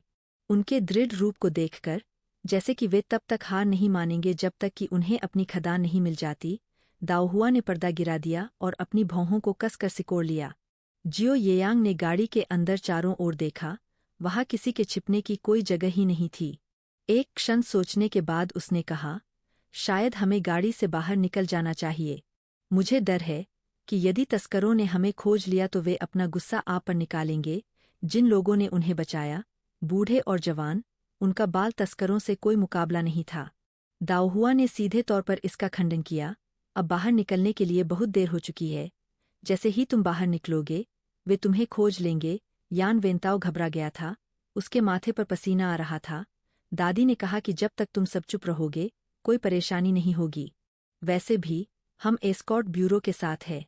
वे 2 आदमी शायद एस्कॉर्ट ब्यूरो से भिड़ने की हिम्मत नहीं करेंगे। दाओहुआ ने अपना सिर हिलाया। एस्कॉर्ट ब्यूरो के लोग शायद हमारा ख्याल नहीं रखेंगे। इतना कहते हुए, उसने एक बार फिर अपना बंडल निकाला, उसे खंगाला और 2 छोटी चीनी मिट्टी की बोतलें निकालीं। जियो येयांग की निगाहें चमक उठीं, और फिर उसने देखा कि दाओहुआ चीनी मिट्टी की बोतलें पकड़े हुए था, गाड़ी से नीचे उतर रहा था और एस्कॉर्ट ब्यूरो के लोगों की ओर बढ़ रहा है। जब उसने एस्कॉर्ट ब्यूरो के लोगों को चीनी मिट्टी की बोतलें स्वीकार करते देखा, तो जियो येयांग ने तुरंत राहत महसूस की। किन-वू ने अपने हाथ में चीनी मिट्टी की बोतलों को देखा, फिर दाओहुआ को खुशी के साथ ओल्ड डेम यान की ओर जाते हुए देखा, और आंतरिक रूप से आह भरी। इस परिवार का बच्चा वास्तव में चतुर था। वास्तव में उसे सक्रिय रूप से रिश्वत देना जानता था। उनकी कसकर बंद गाड़ी के दरवाजे पर एक नज़र डालते हुए किन्वू ने बगल में एक युवा साथी को निर्देश दिया। उससे कहा, जियाओलियू, वहां जाओ और नज़र रखो, उन दो ताकतवर लोगों को कोई परेशानी न होने दो। जियाओलियू ने तुरंत सिर हिलाया, अपने साथ दो लोगों को लेकर दाओहुआ परिवार की गाड़ी के पास खड़ा हो गया। थोड़ी देर बाद बच्चों के तस्कर आ गए और जियाओलियू ने सीधे उनकी ओर देखा। आप क्या कर रहे हैं? यह हमारे एस्कॉर्ट ब्यूरो के तहत एक अतिथि परिवार है, जल्दी से चले जाओ। बच्चों के तस्करों ने गाड़ी को देखा और फिर जियाओलियू और बाकी लोगों को एक पल के लिए झिझकते हुए। थोड़ी देर के लिए अपने विकल्पों पर विचार करने के बाद वे अंततः मुड़े और चले गए कहीं और अपनी खोज जारी रखी। भाई जियाओलियू, आप बहुत अद्भुत है। जैसे ही लोग चले गए, दाओहुआ ने जियाओलियू को निःसंकोच प्रशंसा के साथ देखा। एस्कॉर्ट ब्यूरो में सभी में से यह वह था जिसके पास अभी भी कुछ था, करुणा। शायद इसलिए क्योंकि उसने अभी हाल ही में एक एस्कॉर्ट के रूप में काम करना शुरू किया था।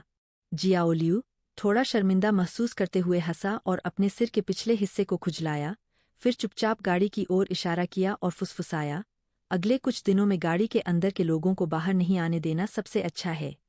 तस्करों का वह गिरोह काफी देर तक हमारा पीछा कर सकता है। दाओहुआ की आंखें तुरंत फैल गईं। आप सभी जानते थे कि गाड़ी में लोग थे। जियाओलियू ने गर्व से अपना सिर उठाया। जैसे ही आपकी गाड़ी हमारी एस्कॉर्ट टीम में शामिल हुई, मेरे पांचवें भाई ने ध्यान दिया। दाओहुआ के गाल थोड़े कठोर हो गए। उसने सोचा कि वे काफी सावधान थे। उसे उम्मीद नहीं थी कि उन्हें खोजा गया था। क्या ये प्राचीन लोग कुछ ज्यादा ही सक्षम नहीं थे? उसके चिंतित रूप को देखते हुए जियाओलियू ने तुरंत उसे सांत्वना दी।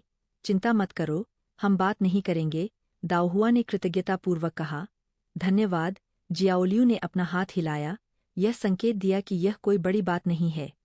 बाद में ओल्ड डेम यान से सूखे मांस का एक पैकेट प्राप्त करने के बाद जियाओलियू हंसते हुए चला गया। अपने पीछे हटने वाले व्यक्ति और एस्कॉर्ट ब्यूरो के लोगों को दूर से देखकर दाओहुआ ने अपने मन में खुद को याद दिलाया कि किसी को भी किसी भी प्राचीन लोगों को कम नहीं आंकना चाहिए। अध्याय 9 द बम्पकिन एंड द अनलकी गाय। एक, धीरे धीरे खाओ, घुट मत जाओ। अभी भी बहुत सारे फ्लैटब्रेड और झटकेदार है, जल्दी करने की कोई जरूरत नहीं है। दाओहुआ, जल्दी येयांग और एर्गोजी को फ्लास्क दे दो। गाड़ी के अंदर बूढ़ी औरत यान एक दर्द भरे चेहरे के साथ देख रही थी क्योंकि जियो येयांग और झाओ एर्गो उनके मुंह में खाना भर रहे थे, बार बार दाओहुआ को चीजें लाने का निर्देश दे रहे थे। शापित तस्कर, काले दिल वाले शैतान, देखो उन्होंने लोगों को कितना भूखा बना दिया है।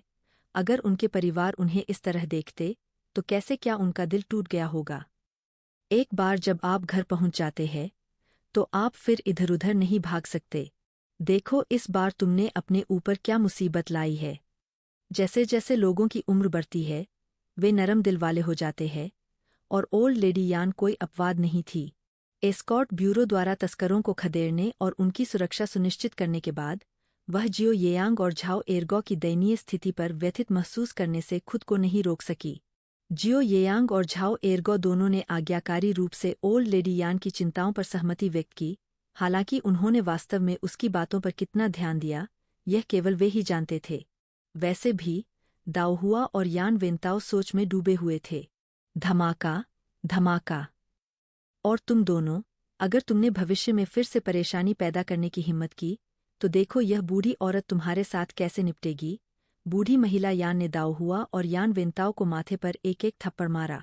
यान वेंताओ ने विनम्रतापूर्वक इसे स्वीकार कर लिया, जबकि दाओहुआ ने विलाप किया और फिर ओल्ड लेडी यान की बाहों में पहुंच गई। दादी, हम गलत थे, आपकी चिंता करने के लिए क्षमा करें, हम दोबारा ऐसा करने की हिम्मत नहीं करेंगे। ओल्ड लेडी यान ने अपनी पोती पर कड़ी नजर डाली। इस बच्चे को उसके द्वारा बहुत छोटी उम्र से पाला गया था। क्या उसके बारे में कुछ ऐसा था जो ओल्ड लेडी यान को नहीं पता था? दाओहुआ के अच्छे पश्चाताप के वर्तमान प्रदर्शन के बावजूद ओल्ड लेडी यान ने गारंटी दी कि यदि ऐसी ही स्थिति दोबारा उत्पन्न होती है तो वह वैसे ही कार्य करेगी जैसे उसने पहले किया था। मैं अब आपको नियंत्रित नहीं कर सकती, लेकिन सौभाग्य से हम कुछ दिनों में झुंगझू प्रांत में प्रवेश करेंगे।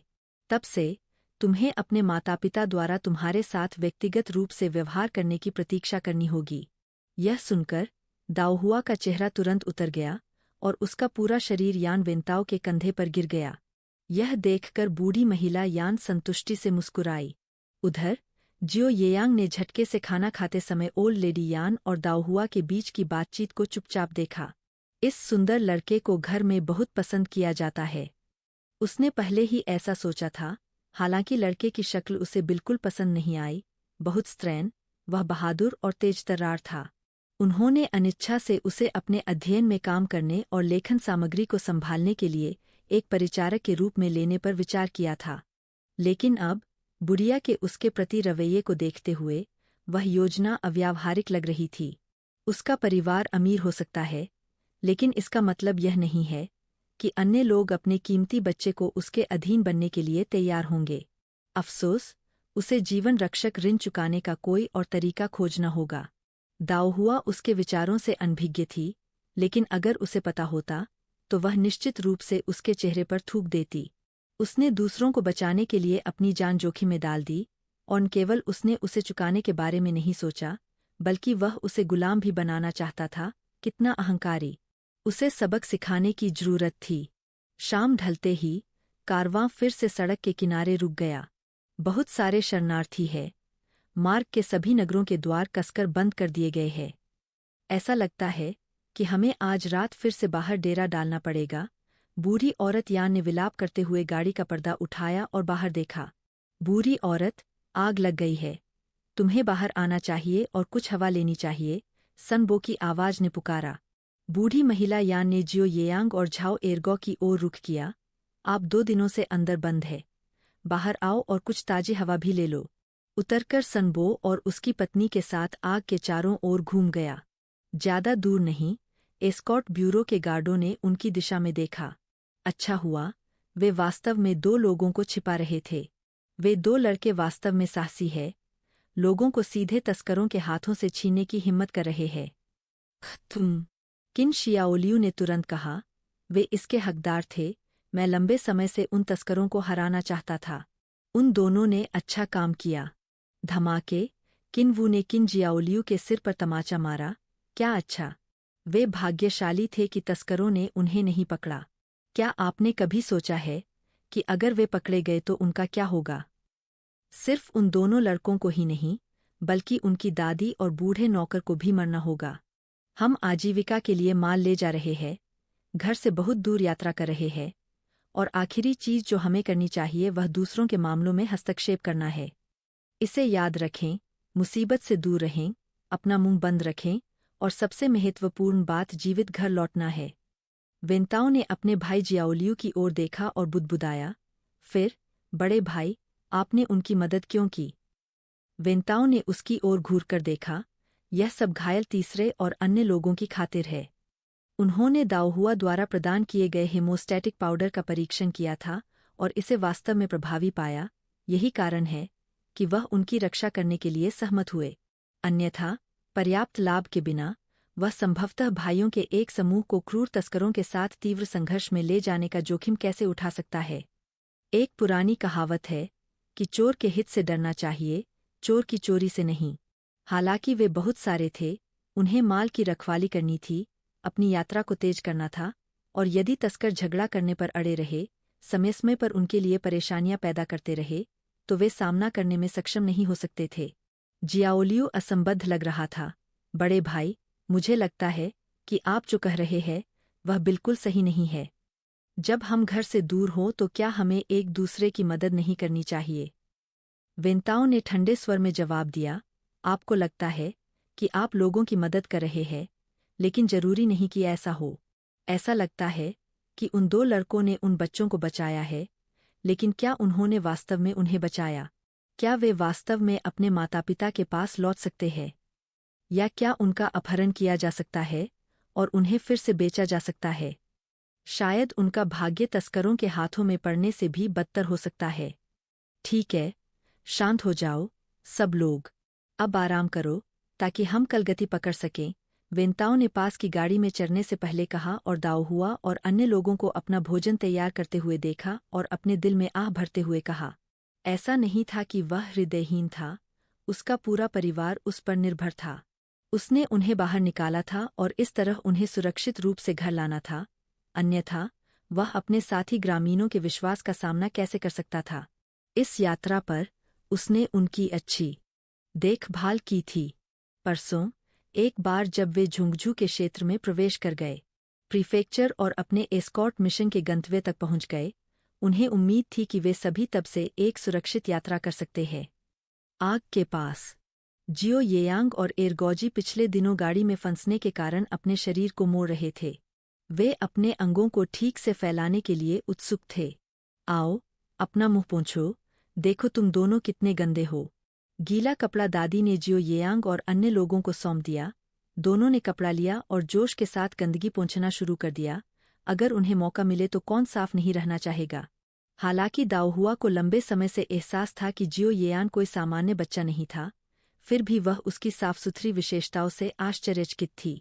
बूढ़ी मालकिन यान ने चुपचाप जियो येयांग की ओर देखा, फिर अचानक कहा, भविष्य में तुम दोनों को गाड़ी में अधिक रहना चाहिए, उसने कहा।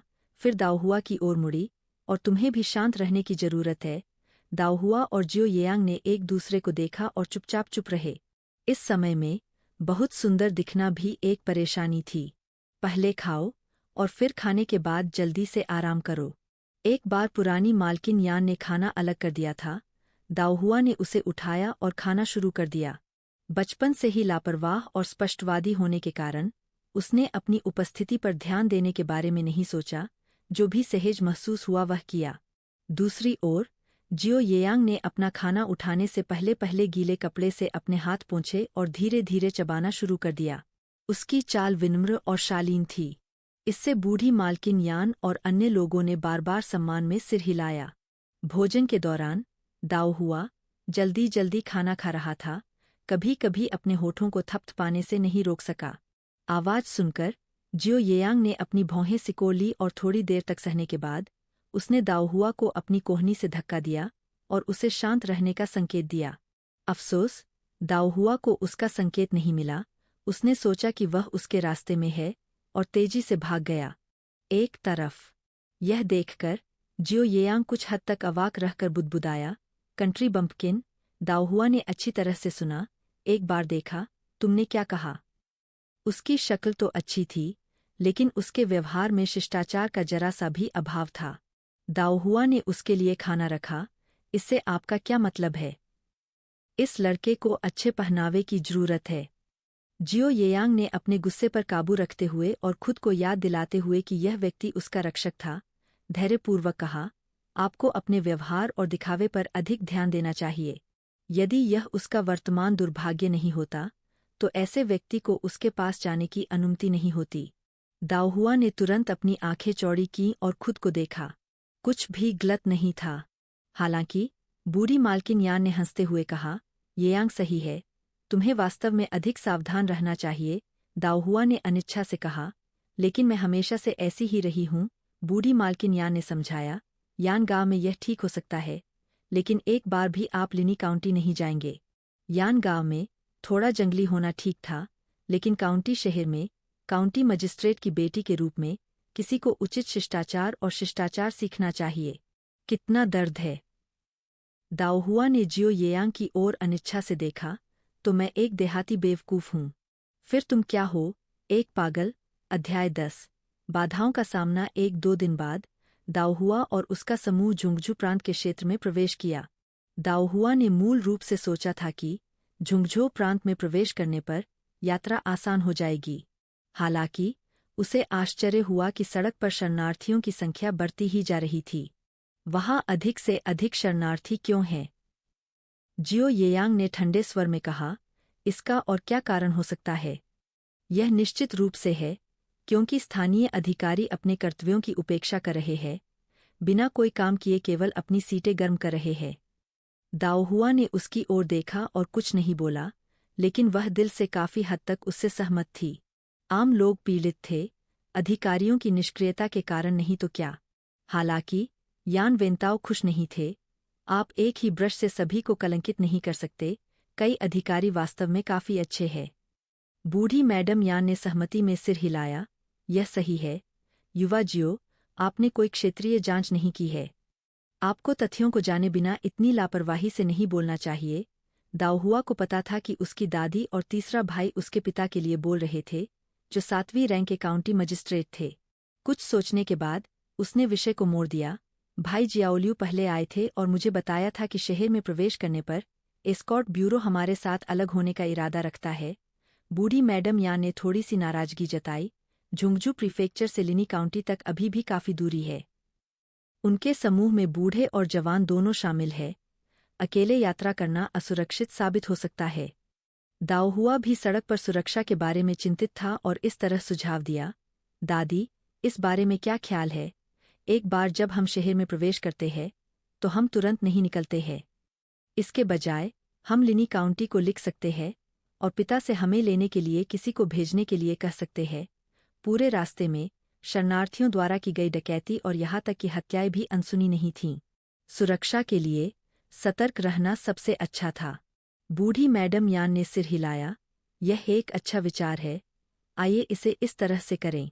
इसके बाद दाओहुआ जियो येयांग और झाओ एरगो की ओर मुड़ा। हम जल्द ही शहर पहुंचेंगे। क्या आप दोनों की कोई योजना है? यह सुनकर दोनों व्यक्तियों ने चुपचाप अपने होंठ भींच लिए। जियो येयांग के पास एक रास्ता था। वह सीधे राज्यपाल कार्यालय जा सकते थे। यदि वहां के लोगों को उसकी पहचान का पता चल जाता तो वे निश्चित ही उसे सम्मानपूर्वक बीजिंग वापस भेज देते।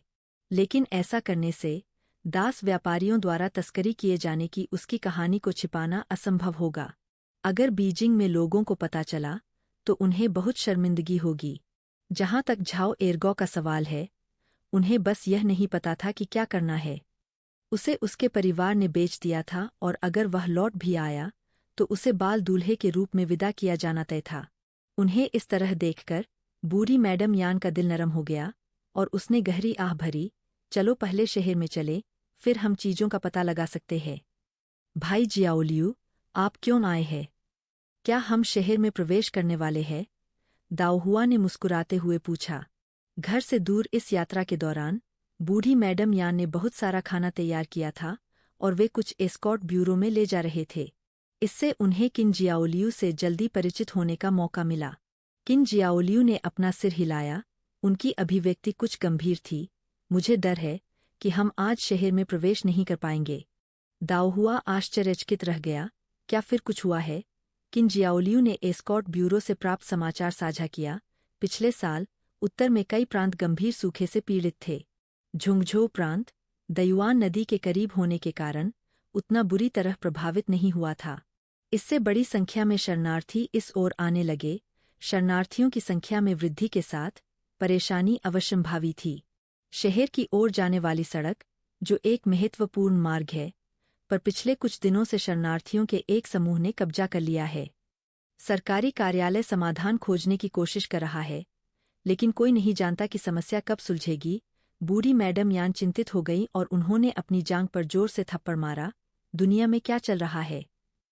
दाओहुआ ने ओल्ड मैडम यान की बाह पकड़कर किन जियाओलियू की ओर देखते हुए उसे सांत्वना देने की कोशिश की। भाई जियाओलियू, एस्कॉर्ट ब्यूरो क्या करने की योजना बना रहा है?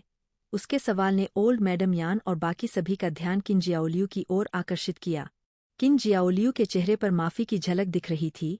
हमारे पास एस्कॉर्ट किए गए सामान को पहुंचाने के लिए एक समय रेखा है और फोरमैन ने कहा कि हम शहर के माध्यम से एक चक्कर लगा सकते हैं, क्योंकि पहाड़ी सड़क की लंबाई हमें लेनी होगी।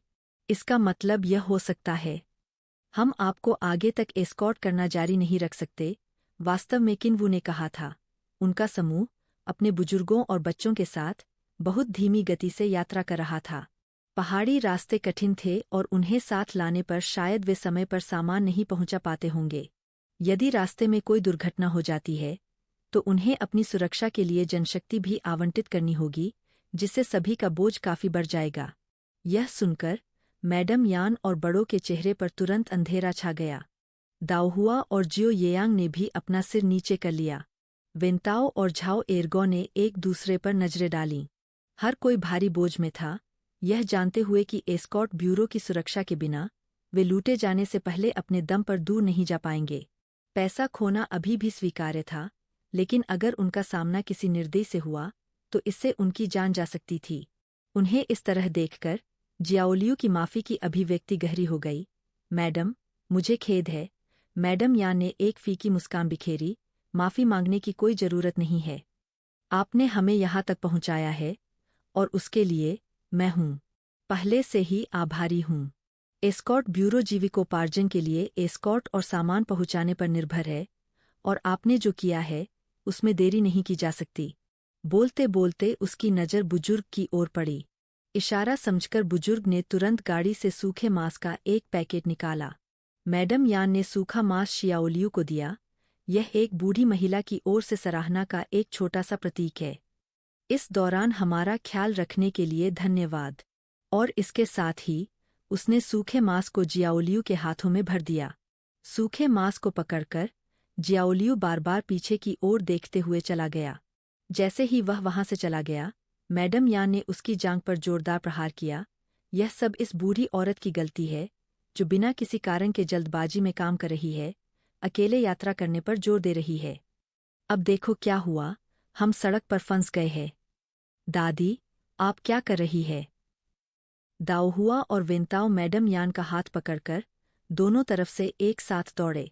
पश्चाताप से भरे चेहरे के साथ मैडम यान ने अपनी पोती और पोते की ओर देखा। अगर आपकी दादी आपके तीसरे चाचा से अलग होने की जिद नहीं करती तो हमें ऐसी परेशानी का सामना नहीं करना पड़ता। दाओहुआ ने मैडम यान का हाथ पकड़ा। अगर आपको दोष देना ही है तो मुझे दोष दे, दादी। अगर मैंने नहीं चाहा होता कि हम कुछ अनुभव प्राप्त करें तो आपको इस तरह से पीड़ित होने की आवश्यकता कभी नहीं होगी। वेंताओ को नहीं पता था कि क्या कहना है और केवल सिर हिलाया। यह सही है, यह सही है। मैडम यान ने आह भरी। अब हम क्या करें? दाओहुआ ने अपनी भौहें सिकोड़ लीं और चारों ओर देखा। एस्कॉर्ट ब्यूरो के लोग अभी भी सामान पैक कर रहे थे और अभी तक नहीं गए थे। आसपास के शरणार्थियों ने करीब आने की हिम्मत नहीं की, लेकिन एक बार एस्कॉर्ट ब्यूरो के लोग चले गए, कौन जानता था कि उनका क्या होगा। कुछ देर सोचने के बाद दाओहुआ जल्दी से गाड़ी से नीचे कूद गया। दादी, यही मेरे लिए रुको। और इसके साथ ही वह जियाओलियू की ओर भाग गई। भाई शियाओलियू, दाओहुआ को पास आते देख शियाओलियू ने तुरंत अपने हाथ में जो कुछ था उसे नीचे रख दिया। दाओहुआ, यह क्या है? जियाओलियू ने जियोवू पर नजर डाली, जो इस समय उन्हें देख रहा था। यह जानते हुए कि जियोवू एस्कॉर्ट ब्यूरो का प्रभारी था, दाओहुआ ने तुरंत हेमोस्टैटिक दवा की एक बोतल निकाली। मैं तुम्हें भुगतान करूंगा। वो ऐसा कहते हुए उसने हेमोस्टैटिक दवा जियाओलियू के हाथ में रख दी और फिर भाग गई। जैसे ही जियाओलियू ने हेमोस्टैटिक दवा पकड़ी, उसने जियोवू की ओर देखा। भाई वू, हमें क्या करना चाहिए?